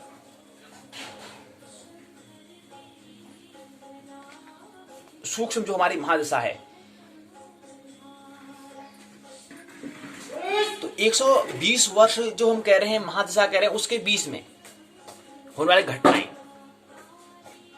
अगर कोई व्यक्ति का जीवन अगर 80 वर्ष है, 70 वर्ष है, तो उसके बीच में का समय और बीच का भी सूक्ष्म समय, मैं कि जब बचपन में था, स्कूल विद्यालय जाता था, उस समय का समय, सूक्ष्म की बात कर रहे हैं। तो ऐसे ही जो महादशा हम 120 वर्ष कह रहे हैं, 120 वर्ष का जो सूक्ष्म जो बीच में समय जो हम कह रहे हैं, तो अंतर्दशा का जो हम बात कर रहे हैं, अंतर्दशा का फल जो हमारे जो चौथी इकाई का नाम दिया है, उससे हमें ये समझना है कि महादशाओं के अंतर्गत होने वाली जो सूक्ष्म दशा होती है। अगर 70 वर्ष का अगर कोई किसी का जीवन होता है, तो उसके 70 वर्ष की, और महादशा तो 120 वर्ष की होती है, विंशोत्तरी दशा अष्टोत्तरी 108 वर्ष की होती है। लेकिन उसके 108 का भी अगर हम उसके अंतर्गत भी सूक्ष्म अगर दशा देखें कि 30 साल में क्या था, 20 साल में क्या था, 10 साल में क्या था, उस दशा को, उस स्थिति को भी अगर देखें कि 10 साल में ये था तो उसने इसकी स्थिति कैसी थी, तो वो ऐसे उसको हम अंतर्दशा कहते हैं। तो इसलिए परिभाषा की डेफिनेशन बनेगी, इसकी परिभाषा बनेगी कि अंतर्दशा की अगर परिभाषा करेंगे तो हम कहेंगे कि महादशा अर्थात विंशोत्तरी और अष्टोत्तरी दशा के मध्य के अंतर्गत होने वाले जो सूक्ष्म दशा है उसको ही हम अंतर्दशा कहते हैं। अंतः मतलब क्या है? अंतः मतलब होता है अंदर, भीतर। अंतः हमने कहा, अंतः मतलब होता है भीतर, अंदर, इनर। अंतः निरीक्षण हमें करना चाहिए अपना। हमें अंतः निरीक्षण अगर हमें करना तो कहाँ होगा, किस समय होगा? ध्यान के समय में, या होश पूर्वक जीवन के उस समय हम रह सकते हैं। तो मैं अंतः निरीक्षण, मतलब ध्यान क्या है? अंतः निरीक्षण, अपने आप को देखना, अपने अंदर देखना, अपने मन को देखना, अपने विचारों को देखना, अपना जो अंतः शत्रु जो है, हम कहते हैं ना अंतः शत्रु, मतलब जो हमारे भीतर जो हमारे विद्यमान हो, बाहर नहीं, हमारे भीतर जो काम, क्रोध, लोभ, मोह है, उसको हम अंतः बोलते हैं। अंतः मतलब भीतर जो हमारे जो भीतर विद्यमान जो हमारे शत्रु हैं, काम, क्रोध, लोभ, मोह, उसको हमें देखना होता है, अन्वेषण करना होता है, उसको देखना होता है। इसको अंतः निरीक्षण हम कहते हैं। मतलब भीतर निरीक्षण करना, भीतर ढूंढना, ध्यान में भी कर रहे होते हैं कि अपना अंतः निरीक्षण मतलब होता है कि अपने भीतर जो हमारे अस्वास्थ्य है उसको ढूंढना। और फिर उसका उपचार करना। यानी कि जो हमारी प्रॉब्लम समस्या है उसको क्या करना होगा, हमें अंतः निरीक्षण में करना होगा। अगर हमारी समस्या अगर अंतस की अगर होगी, अंतस हम कहते हैं, अंतः से अंतस बना है, अंतः निरीक्षण, तो अंतः ऐसे हम अंतर्गत भी हम कह रहे हैं। तो अंतर्गत मतलब क्या है, जो महादशाओं के अंतर्गत, उसके अंतर में जो उसके भीतर जो आने वाली, यानी कि 120 वर्ष का जो एक पूरा पड़ाव है, एक मंजिल तक जाना है, तो पूरा वो अगर 120 अगर लंबा अगर रास्ता है तो 120 अगर किलोमीटर है, तो उसके बीच में जो 10, 20, 25, 30 के बीच में जो समय जो आ रहा है, जो पड़ाव, छोटे छोटे पड़ाव आ रहे हैं, मंजिल 120 किलोमीटर की है, यानी कि यहाँ पर है और हमें 120 किलोमीटर जाना है, तो वहां पर हमारा घर है या मंजिल है, तो उसके बीच में जो छोटे छोटे बीच में जो विराम, जो हमारे पड़ाव होते हैं, उस पड़ाव के बीच को हम अंतर्दशा के अंतर्गत देखते हैं, उसी को हम अंतर्दशा कहते हैं। तो इसकी परिभाषा, महादशाओं के अंतर्गत होने वाली सूक्ष्म दशा को ही अंतर्दशा हम कहते हैं। धनागम मतलब धन का आना, ग्रह युति मतलब ग्रहों के साथ होना, स्वक्षेत्र मतलब अपना क्षेत्र, केंद्र की हमने बात की, केंद्र मतलब होता है 1, 4, 7 और 10, तो केंद्र हम इसे कहते हैं। केंद्र मतलब जो केंद्र में दिखाई दे रहा है हमको, क्योंकि अगर यहाँ पे जन्मांग चक्र जो बनाया है, इसके केंद्र में कौन सा है, ये वाला हिस्सा, जो केंद्र, जो चारों आपस में यहाँ पर है, तो केंद्र में, केंद्र के भाव कौन, अगर पूछा जाए कि केंद्र में कौन से भाव केंद्र में आते हैं, विकल्प दे देंगे आपको 2, 3, 4, 7, ये कि 1, 4, 7, 10, दूसरा, तीसरा 12, 11, 10, 9, या कोई नहीं इनमें से। तो इसमें से हम कहेंगे कि केंद्र वाले में जो भाव जो आते हैं, जो स्थान होते हैं, पहला स्थान, चौथा स्थान, 7वां स्थान और 10वां स्थान क्या है, वो केंद्र होता है, ये इसको हम केंद्र कहते हैं। त्रिकोण किसे कहते हैं, त्रिकोण क्या है, इनकी जो चौथे के क्रम बाद जो 5वां आता है, 5वां और 9वां, यानी कि चौथे जो केंद्र में पहला दूसरा जो कह रहे हैं, यानी कि पहला स्थान कह रहे हैं, चौथा स्थान कह रहे हैं, 7वां स्थान कह रहे हैं, 10वां स्थान कह रहे हैं, तो इसमें जो चौथा जो केंद्र में जो दूसरा जो भाव कह रहे हैं, दूसरा स्थान की चौथा जो भाव कह रहे हैं, क्योंकि केंद्र में 4 होते हैं, 4 स्थान होते हैं केंद्र में, 1, 4, 7 और 10, तो 1, 4, 7 और 10 है, तो इसमें चौथे के बाद जो 5वां आता है ये, और 10 के बाद जो 9वां जो आता है, यानी कि 9वां स्थान, 9वां भाव, 5वां भाव, 5वां भाव और 9वां भाव को हम त्रिकोण कहते हैं। ये हमें ख्याल रखना चाहिए।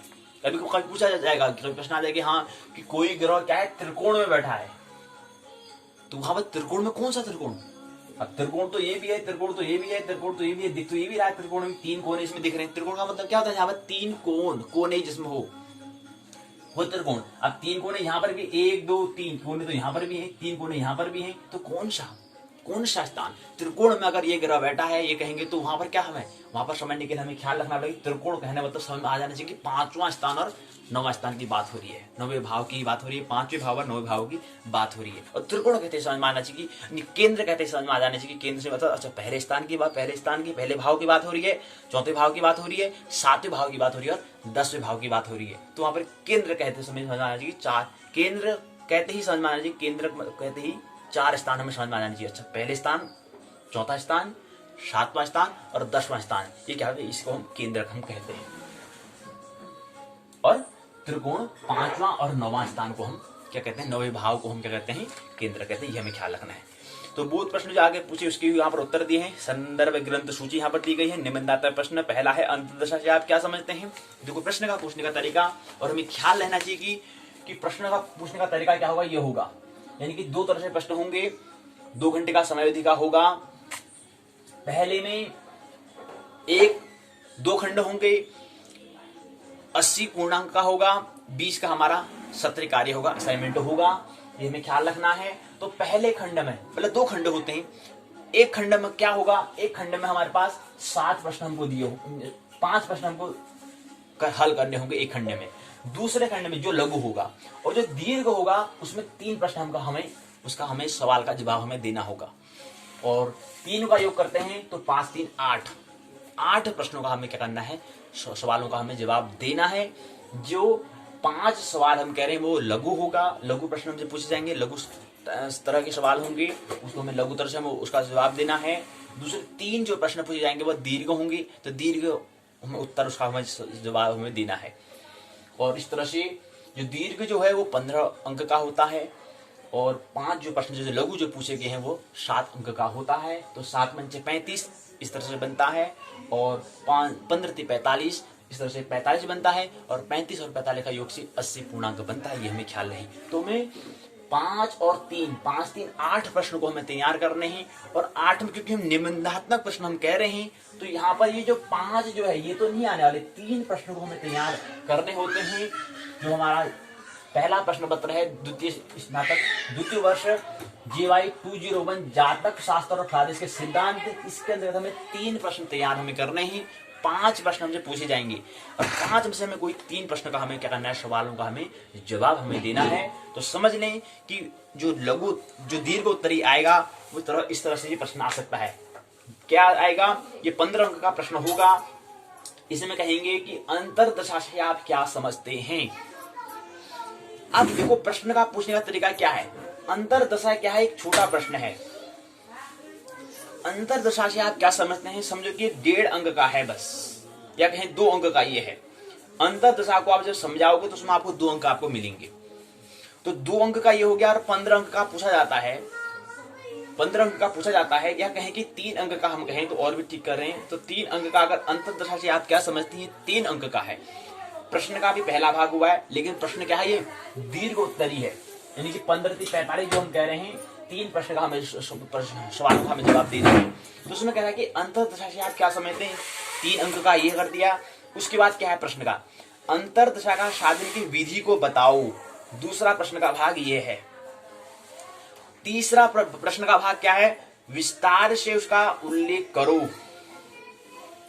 अब देखो तो ये भी क्या हो गया, 6 अंक का ये बन गया, 6 अंक का ये बन गया। तो 6 दूनी 12, 12 में अगर 3 जोड़ते हैं तो 15। तो इस तरह से क्या है, 15 अंक का ये प्रश्न बना है, यानी कि बड़ा प्रश्न दीर्घ उत्तरी प्रश्न बनेगा। अब हमें केवल 5 प्रश्न में केवल 3 का हमें जवाब देना है। 5 प्रश्न के लिए हमें क्या करना पड़ेगा, इतना पूरा पाठ्यक्रम को हमें पढ़ना पड़ेगा। 20 इकाई को हमें देखनी पड़ेगी, 4 खंड को हमें देखना पड़ेगा। वो 5 प्रश्न कौन से हो सकते हैं, उस पर हमें पूरा पाठ्यक्रम को हमें देखना है।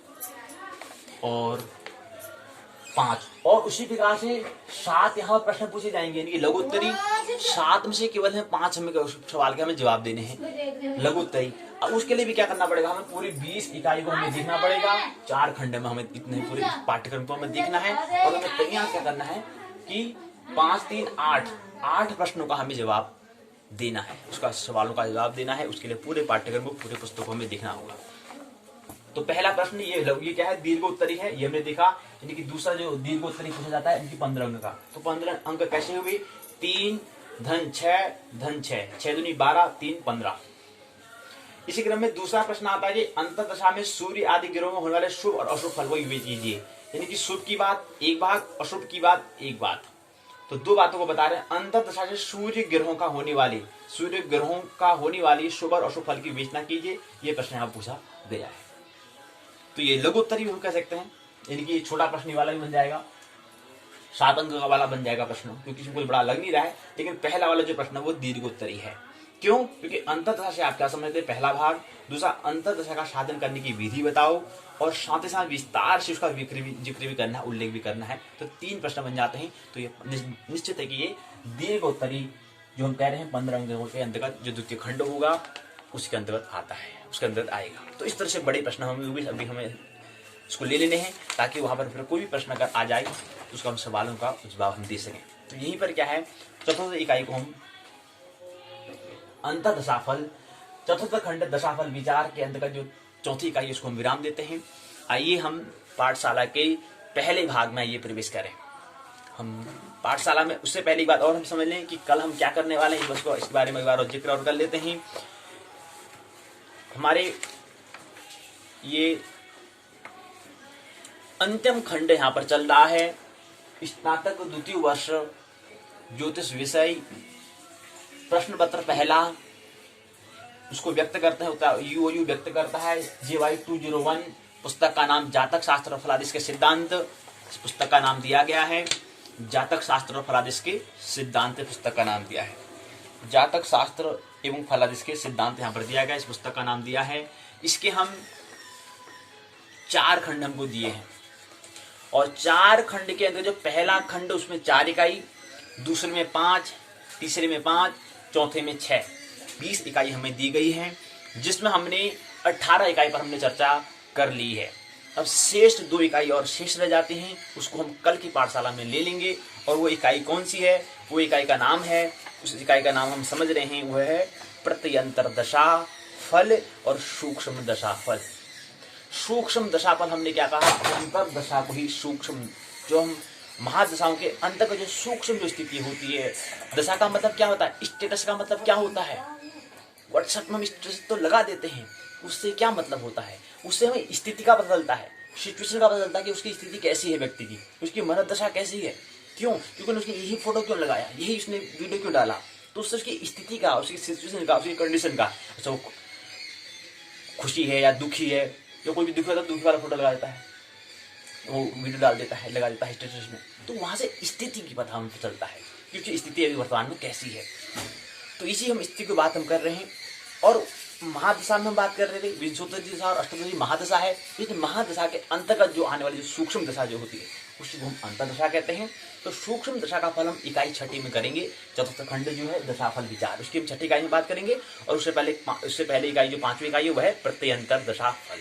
तो 2 इकाई और शेष जाती है, उसको कल की पाठशाला में ले लेंगे। उसके बाद 15 और 16, 15 को हम पुनरावृत्ति का कुछ प्रश्न ले लेंगे, 16 को फिर एक बार हम क्या कर लेंगे, नहीं 12 को हम यहाँ पर क्या कर लेंगे, सूक्ष्म दशा पर हमारी कल की पाठशाला में। आज 11 जनवरी 2021 है, कल को 12 जनवरी 2021 में हम 2 इकाई प्रत्यंतर दशा फल और सूक्ष्म दशा फल को हम ले लेंगे। इसके बाद फिर 2 दिन का हमें समय और मिलता है, यानी कि 13 और 14। 13 को हम, क्योंकि एक इकाई में क्या है, क्योंकि 4 खंड यहाँ पर दिए गए हैं, 4 खंड को 2 खंड और 2 खंड करके हम 2 दिन में ले लेंगे। यानी कि 13 तारीख को पहले और दूसरे खंड को ले लेंगे, 14 तारीख को हम तीसरे और चौथे खंड को ले लेंगे, 15 तारीख को हम चारों खंड को एक साथ ले लेंगे। अर्थात 20 इकाइयों को संक्षिप्त में देख लेंगे कि हमने क्या समझा, क्या उसको समझ में आ रही नहीं आ रही बात। और 15 को ही देख लेंगे, तो 16 को एक परीक्षण कर लेंगे, टेस्ट कर लेंगे। और टेस्ट की हमने बात कर ली, इसको भी जिक्र हम कर लेते हैं। टेस्ट में वही लघु और दीर्घ तरह प्रश्न पूछे जाएंगे। 10 पूर्णांक का होगा, 10 पूर्णांक का प्रश्न होगा, प्रश्न पत्र होगा, जिसमें अपने आपको देखना है कितना अपना हमें परीक्षण करना है कि हमें कोई बात समझ में आ रही नहीं आ रही। 2 खंड होंगे, एक 6 अंक का होगा खंड, एक तुम्हारा होगा 4 खंड का। एक 6 खंड का, एक 6 अंक का, एक 4 अंक का, 2 खंड में हम उसको विभाजित करेंगे।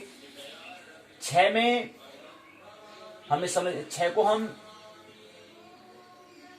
3 दूना 6, यानी कि 3 अंक का एक प्रश्न, ये लघु, ये जो 6 अंक हम कह रहे हैं ये दीर्घोत्तरी खंड होगा, और 4 खंड जो कह रहे हैं वो लघुत्तरी खंड होगा।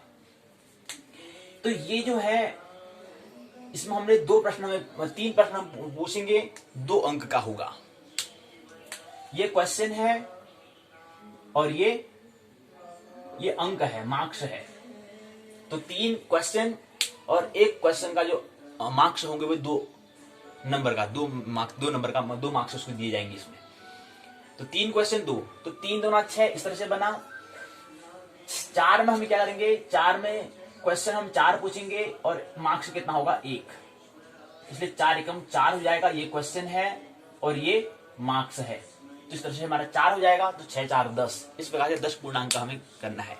कहने का मतलब है 4 छोटे प्रश्न होंगे, 3 बड़े प्रश्न होंगे। कहने का मतलब कुल प्रश्न हो जाएंगे 4 3 7 प्रश्न होंगे, 7 क्वेश्चन हमें समझने हैं, जिसमें क्वेश्चन जो है 3 और प्लस 4, तो 3 दीर्घोत्तरी प्रश्न होंगे, 4 शॉर्ट। इनकी कहें कि दीर्घोत्तरी भी नहीं कहें तो सही रहेगा। इनकी हम जो 3 प्रश्न जो पूछेंगे वो लघुत्तरी होंगे, और जो 4 प्रश्न जो पूछेंगे वो अति लघुत्तरी प्रश्न होंगे, क्योंकि दीर्घ का मतलब ही नहीं, क्योंकि 2 मार्क्स का हम बात कर रहे हैं और 3 क्वेश्चन कर रहे हैं, तो 2 मार्क्स का दीर्घ उत्तरी नहीं होता है। इसलिए इसको हम लघु उत्तरी कहेंगे और अति लघु उत्तरी हम कहेंगे। तो दो तरह से प्रश्न, मतलब एक अति लघु उत्तरीय और लघु उत्तरीय तरह। इस तरह से हमें क्या करना है, 7 क्वेश्चन के हमें 7 क्वेश्चन हम पूछेंगे, उसका हमें जवाब, सवाल पूछेंगे, उसका हमें जवाब देना है। ये हम 16 तारीख को करेंगे, आने वाले शनिवार को। ये हमने संक्षिप्त में समझ लिया। आइए हम पाठशाला के, अब तो ये बात हमें समझ ली, तो हमें क्या करना है आने वाले दिनों में। उसके बाद फिर 16 तारीख को हम पूरी करेंगे, 17 तारीख को फिर हम अगली दूसरे प्रश्न पत्र के यहाँ पर JY 202 में प्रवेश करेंगे, यानी कि मुहूर्त, जो हमारा ज्योतिष स्नातक द्वितीय वर्ष का जो दूसरा प्रश्न पत्र है, मुहूर्त को हम समझने का हम प्रयास करेंगे। वो हम प्रवेश करेंगे 17 जनवरी 2021 को। आइए पाठशाला के पहले भाग में प्रवेश करें। पाठशाला के पहले भाग में हमने समझा, पाठशाला के पहले भाग में हम बात कर रहे हैं स्नातक प्रथम वर्ष। स्नातक प्रथम वर्ष में जो हमने समझा, समझ बात नहीं आई। चिंटू कहता है गुरुजी आप बताते तो हो, पढ़ाई तो करते हो, लेकिन समझ में नहीं आती है। एक कान से सुनते तो एक कान से चले जाता है, यहाँ से सुनते तो यहाँ से निकल जाता है, वो बातें समझ में नहीं आती है। तो एक बार और बताओ ना कि हमने क्या पढ़ा हम स्नातक प्रथम वर्ष में। वही हम स्नातक चिंटू का जो प्रश्न है उसको हम ले रहे हैं यहाँ पर, अर्थात दोबारा हम पुनरावृत्ति कर रहे हैं, रिवीजन कर रहे हैं, पुनः दर्शन उसको कर रहे हैं। वो बात हमारा स्नातक प्रथम वर्ष में नहीं हो पाई, जो होना था, जो रस आना था वो रस अभी नहीं आया, जो स्वाद वो नहीं लगा, तो उसी को हम लेने का हम प्रयास करें। और स्नातक प्रथम वर्ष में हमने कहा कि ज्योतिष जो विषय है, और हमने कहा कि यहाँ पर जो ज्योतिष पाठशाला, जो पाठशाला का जो पहला भाग वह निश्चित हो चुका है। यहाँ पर हम ज्योतिष के विषय पर ही हम बात करेंगे, और दिन हो न हो प्रतिदिन यहाँ पर ज्योतिष के पहले भाग में ज्योतिष विषय की बात करेंगे। जैसे ये प्रश्न पत्र ये पूर्ण होता है 17 से 17 जनवरी 2021 में दूसरा प्रश्न पत्र हो जाएगा, फिर वो भी पूर्ण हो जाएगा। फिर इसके बाद यहाँ पर क्या आ जाएगा, संस्कृत साहित्य आ जाएगा, फिर यहाँ पर क्या आ जाएगा, मनोविज्ञान विषय आ जाएगा। तो यहाँ पर तो परिवर्तन है, ये तो गति करता रहेगा, लेकिन यहाँ पर कोई ज्योतिष के अलावा कोई विषय में बात नहीं होगी तो कभी छोटा बहुत जानकारी को योजना के बारे में बात कर लेंगे, लेकिन फिर भी ज्योतिष का जो भाग वो भाग ही रहेगा, ये हमें समझना है। तो यहाँ पर अभी संस्कृत, अभी ज्योतिष चल रहा है, यहाँ पर संस्कृत साहित्य चलेगा, फिर यहाँ पर मनोविज्ञान चलेगा। तो यहाँ पर तो चलता रहेगा, लेकिन यहाँ पर क्या होगा, ज्योतिष पाठ पर हमने से कहा है भाग जो हम कह रहे हैं कि पाठ्यचर्या प्रश्न चर्चा जो हम कह रहे हैं, जो पाठशाला का पहला भाग जो कह रहे हैं, यहाँ पर ज्योतिष के बारे में ही बात करेंगे। तो उसी प्रकार हम बात कर रहे हैं। तो जो स्नातक प्रथम वर्ष में हम जो कह रहे थे वो बात अच्छे से समझ में नहीं आई। चिंटू प्रश्न पूछ रहा था कि गुरुजी और बताओ। तो चिंटू कह रहा है कि कल गुरुजी आपने बताया कि ब्रह्मांड एवं काल, जो स्नातक प्रथम वर्ष में जो प्रश्न पत्र था, आप बता रहे थे कि ब्रह्मांड, अच्छा ब्रह्मांड क्या होता है उसके बारे में आप बता रहे थे कि ब्रह्मांड जो है वो आकाशगंगाओं, तारे, नक्षत्र, ग्रह, उपग्रह, उल्कापिंड, शुद्ध तारे, वामन ग्रह इत्यादि, इन्हीं के समूह को हम ब्रह्मांड कहते हैं। ब्रह्मांड में और क्या क्या होता होगा, ये बात तो हमने समझ ली। हम कहां पर हैं, आपने गुरु जी ये भी बताया था कि जो हमारा जो आकाशगंगा है वो उसका व्यास जो है 1,00,000 लाइट ईयर है, यानी कि जहां पर प्रकाश को जाने में ही 1,00,000 का वर्ष लग जाता है, 1,00,000 साल लग जाते हैं जहां पर प्रकाश को। इतना बड़ा तो आकाश हमारी गंगा है, मिल्की वे गैलेक्सी हमारी गैलेक्सी है। इतना बड़ा ब्रह्मांड है जहां प्रकाश को जाने में 1,00,000 साल लग जा रहे हैं, वर्ष लग जा रहे हैं, 1,00,000 लाइट ईयर लग जा रहे हैं। इतना बड़ा है, तो इसके आगे और क्या है। मैंने कहा चिंटू इससे आगे बात नहीं करनी है, समझ ली कि इतना बड़ा है। इसके बाद फिर यहाँ केंद्र की यात्रा कर ले, अंतस यात्रा कर ले, आगे जाएगा तो फटक जाएगा। तो गुरुजी, तो चिंटू कहता कि गुरुजी मेरे को आप इस आकाश गंगा के फिर बाहर क्या होता है उसके बारे में बताओ। हमने कहा उसके आगे ही आपको नहीं समझना है। क्यों? क्योंकि ज्योतिष में हमें फिर उसके बाद आगे, क्योंकि वहां समझना के लिए हमें समर्पण की, योगस्थ होने की आवश्यकता होगी। तो वहां पर हमें यह साधनों से, अगर साधन नहीं होगा तो और देखेंगे तो थोड़ा बहुत दिख जाएगा, तो फिर वहां पर हम जो हमारा मुख्य उद्देश्य, जो हमारा ध्येय जो है वो पूर्ण नहीं हो पाएगा, क्योंकि समय वहीं पर ही चल जाएगा, वहीं पे व्यतीत हो जाएगा। तो वो तो काम तो खगोल विदों का है। हाँ, अगर चिंटू आपको अगर खगोल विद के अगर प्रश्न का पूछा था ना कि आगे से आगे आकाश के आगे फिर क्या है उसको और जानना है। हाँ, अगर आपको खगोल विद बनना है, एस्ट्रोनॉमी का अगर अध्ययन करना है, तो आपको उसके बारे में, उसके आगे समझने के लिए आप खगोल विद के बाद जाओ। लेकिन हमें खगोलविद नहीं, हमें तो ज्योतिषविद को हमें समझना है, अर्थात वहां से केंद्र की ओर यात्रा हमें करनी है।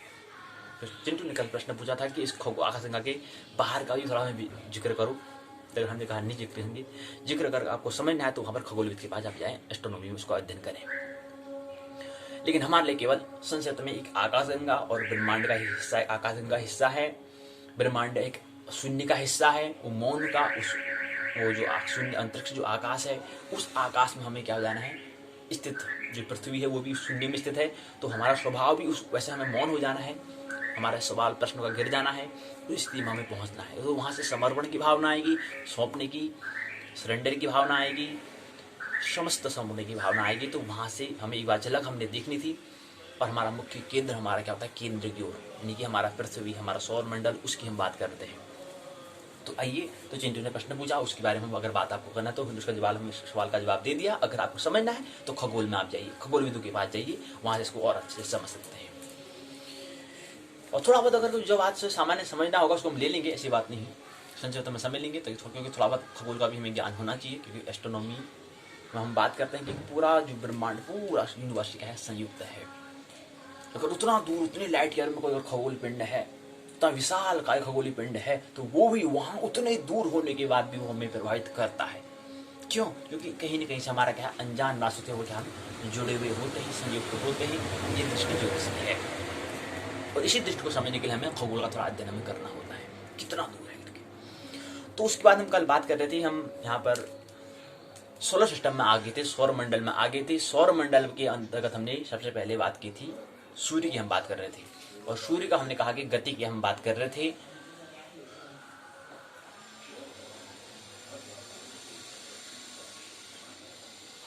हमने कहा कि दो गति होती है, एक क्लॉकवाइज, एक एंटी क्लॉकवाइज होता है। एंटी क्लॉकवाइज और क्लॉकवाइज दो गति होती है, ये हमने समझा।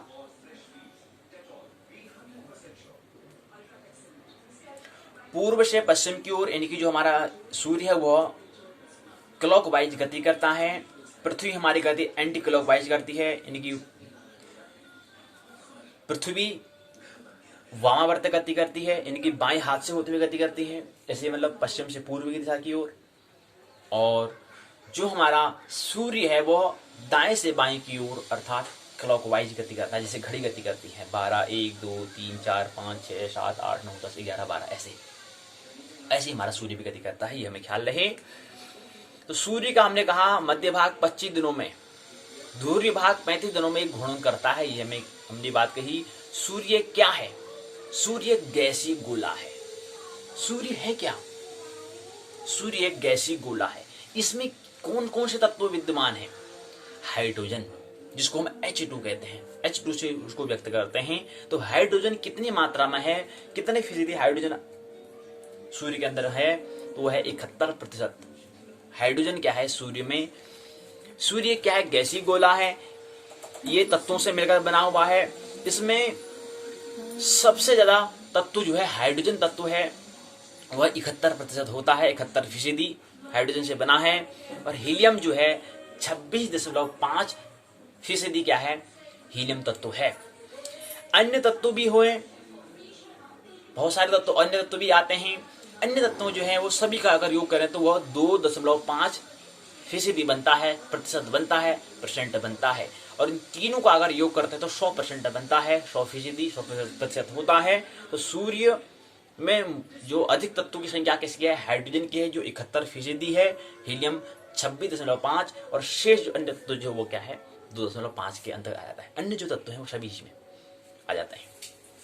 सूर्य के केंद्रीय भाग को हम कोर कहते हैं, जिसका तापमान कितना होता है? कभी गौर किया? सूर्य का तापमान, उतना ऊर्जा हमें देता है, इतना उजाला हमें कर रहा है, तो उसका तापमान कितना होता होगा?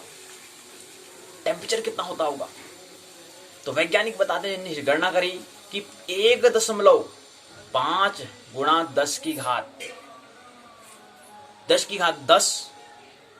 10 डिग्री सेंटीग्रेड होता है। और इसका जो बाहरी सतह का तापमान, जो केंद्र का तापमान तो इतना है 10⁻70 डिग्री सेंटीग्रेड होता है, 10⁻7 डिग्री सेंटीग्रेड होता है। 1.5×10⁻⁷ इतना उसका क्या है, केंद्र जो करोड़ जो है उसका तापमान होता है। उसका जो बाहरी सतह के अगर तापमान की बात करें वो कितना होता है, 6000 डिग्री सेंटीग्रेड होता है। तो ये सूर्य का बाहरी तापमान बात करें। सूर्य की उम्र कितनी है, 5 बिलियन, अर्थात 5 बिलियन का मतलब होता है कि 5 के पीछे मिलियन में 6 जीरो, बिलियन में 9 जीरो होते हैं। इनकी इकाई, दहाई, सैकड़ा, हजार, 10,000, लाख, 10 लाख, करोड़, 10 करोड़, अरब, इनकी 5 अरब वर्ष की क्या है, सूर्य की उम्र है, 5 अरब। और 4.5 अरब हमारे पृथ्वी की उम्र है। तो भविष्य में सूर्य द्वारा ऊर्जा देते रहने का जो समय है वह 10⁻11 वर्ष, यानी कि 100 बिलियन वर्ष हैं। इनकी 5 बिलियन तो हो चुके हैं, ये 5 बिलियन की 5 अरब हो चुके हैं, ऐसे ही 100 अरब तक अभी और दे सकता है। सूर्य का प्रकाश को पृथ्वी में पहुंचने में कितना समय लगता है, कभी प्रश्न किया, कभी प्रश्न समझा कि कितना समय लगता होगा कि ये सूर्योदय होता है, वो प्रकाश को हमारे तक पहुंचने में, या कभी सूर्योदय होता तो वो लाल क्यों दिखाई देता है। सूर्य कितने रंगों से, सूर्य में कितने रंग हैं, कितने कलर हैं, और लाल ही क्यों दिखता है सूर्य, और फिर दिन में क्यों दिखता लाल। इन तरह से हमें जिज्ञासा, इन तरह से अगर प्रश्न करेंगे तो यहाँ से हमारे चिंतन की, यानी कि विज्ञान का सृजन की भावना आती है, विज्ञान का जन्म।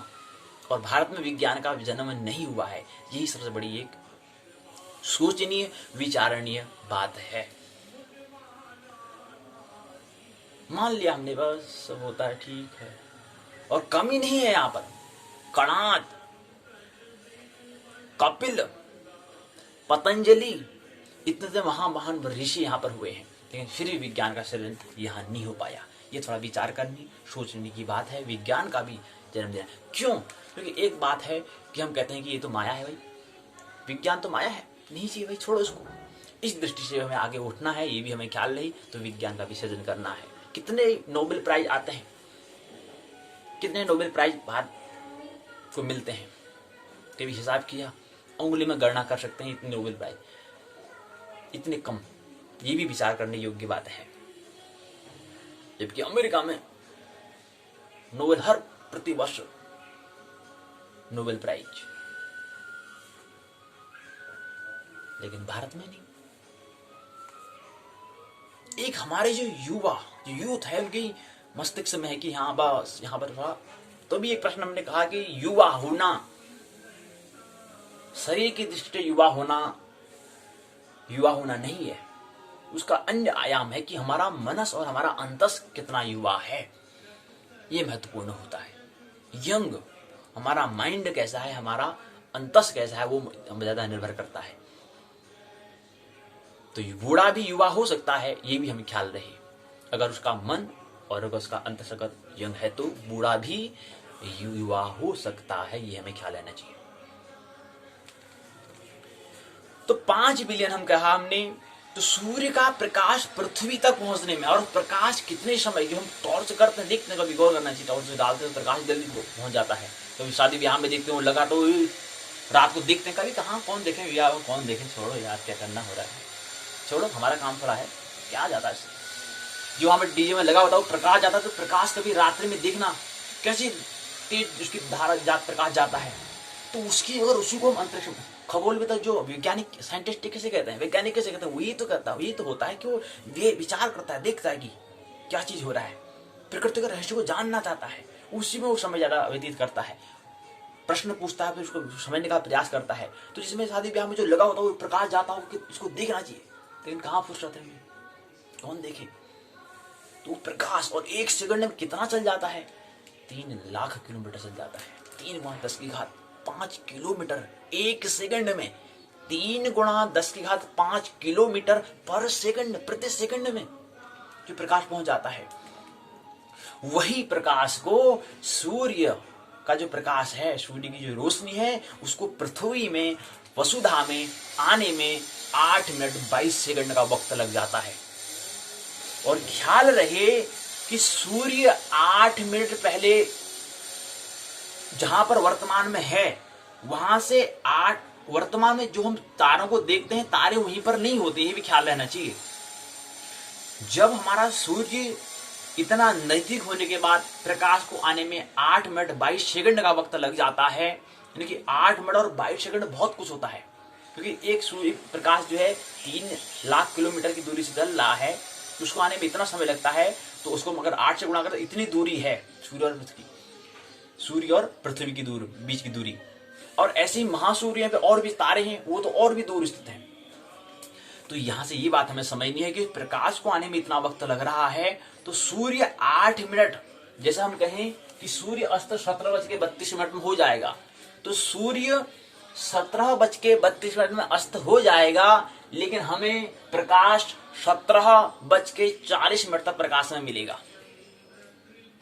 सूर्य 17:32 आज सूर्य क्या होगा, 17:32 में अस्त होगा, लेकिन जब सूर्य जैसे 17:32 में अस्त हो जाएगा, वह 8 मिनट तक हमें प्रकाश मिलेगा।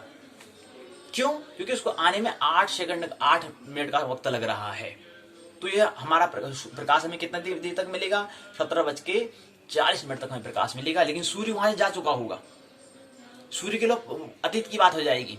सूर्य 8 मिनट जा चुका होगा, लेकिन प्रकाश तब भी आ रहा होगा। ये बहुत तेज गति बात है। इसे कहते हैं विज्ञान, कि वो स्थिति क्या है, जो वर्तमान जो स्थिति कह रहे हैं कि सूर्य तो जा चुका है, सूर्य के लिए वो 8 मिनट बाद भी प्रकाश में मिलेगा। क्यों? क्योंकि उसको आने में समय लग रहा है प्रकाश को। और सूर्य ऐसे ही 8 मिनट पहले आ जाएगा, उसके बाद 8 मिनट में बाद हमें वो घटना दिखेगी। यानी कि सूर्य अगर यहां पर है, लेकिन सूर्य अगर 8 मिनट प्रकाश में यहां से आ रहा होगा, तो सूर्य आगे बढ़ चुका होगा। प्रकाश यहां से आ रहा है तो सूर्य उससे आगे बढ़े, क्योंकि सूर्य भी निरंतर गति कर रहा है। हमने कहा कि अभी आकाश में क्या कर रहा है, परिक्रमा कर रहा है, निरंतर गति कर रहा है। और कितने वर्षों में करता है, 25 करोड़ में हमारा आकाशगंगा जो है, जो हमारी गैलेक्सी है, उसकी केंद्र की परिक्रमा कर लेता है। 25 करोड़ वर्षों में कर लेता है, 250 मिलियन में, 250 मिलियन वर्षों में करता है। इसी को हमने ब्रह्मांड वर्ष, यूनिवर्स ईयर हमने कहा। तो ये स्थिति होगी, ये स्थिति वहां से सूर्य जा चुका होगा, लेकिन तब भी प्रकाश आ रहा होगा, तो वो हमारे लिए क्या हो गया, अतीत की घटना हो जाएगी, लेकिन सूर्य वहां से जा चुका होगा। तो सूर्य यहां पर है, लेकिन उसके प्रकाश को आने में 8 मिनट 22 सेकंड का वक्त लग रहा है। सूर्य 17:32 में अस्त होगा, तो वह 17:40 तक हमें प्रकाश देगा। 17:40 तक प्रकाश में आएगा, लेकिन सूर्य वहां पर जा चुका होगा।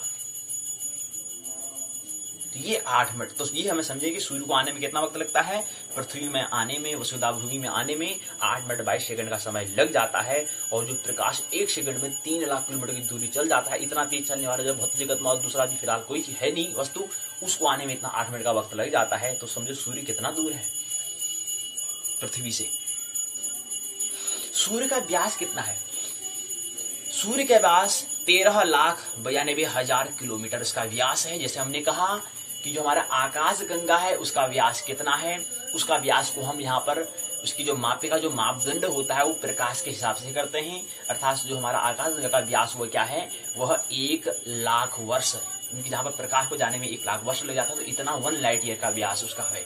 और हमारा सूर्य का क्या है, क्योंकि सूर्य थोड़ा नजदीक है, उसको हम गणना कर सकते हैं तो किलोमीटर में, तो 13,92,000 किलोमीटर क्या है, सूर्य का व्यास है।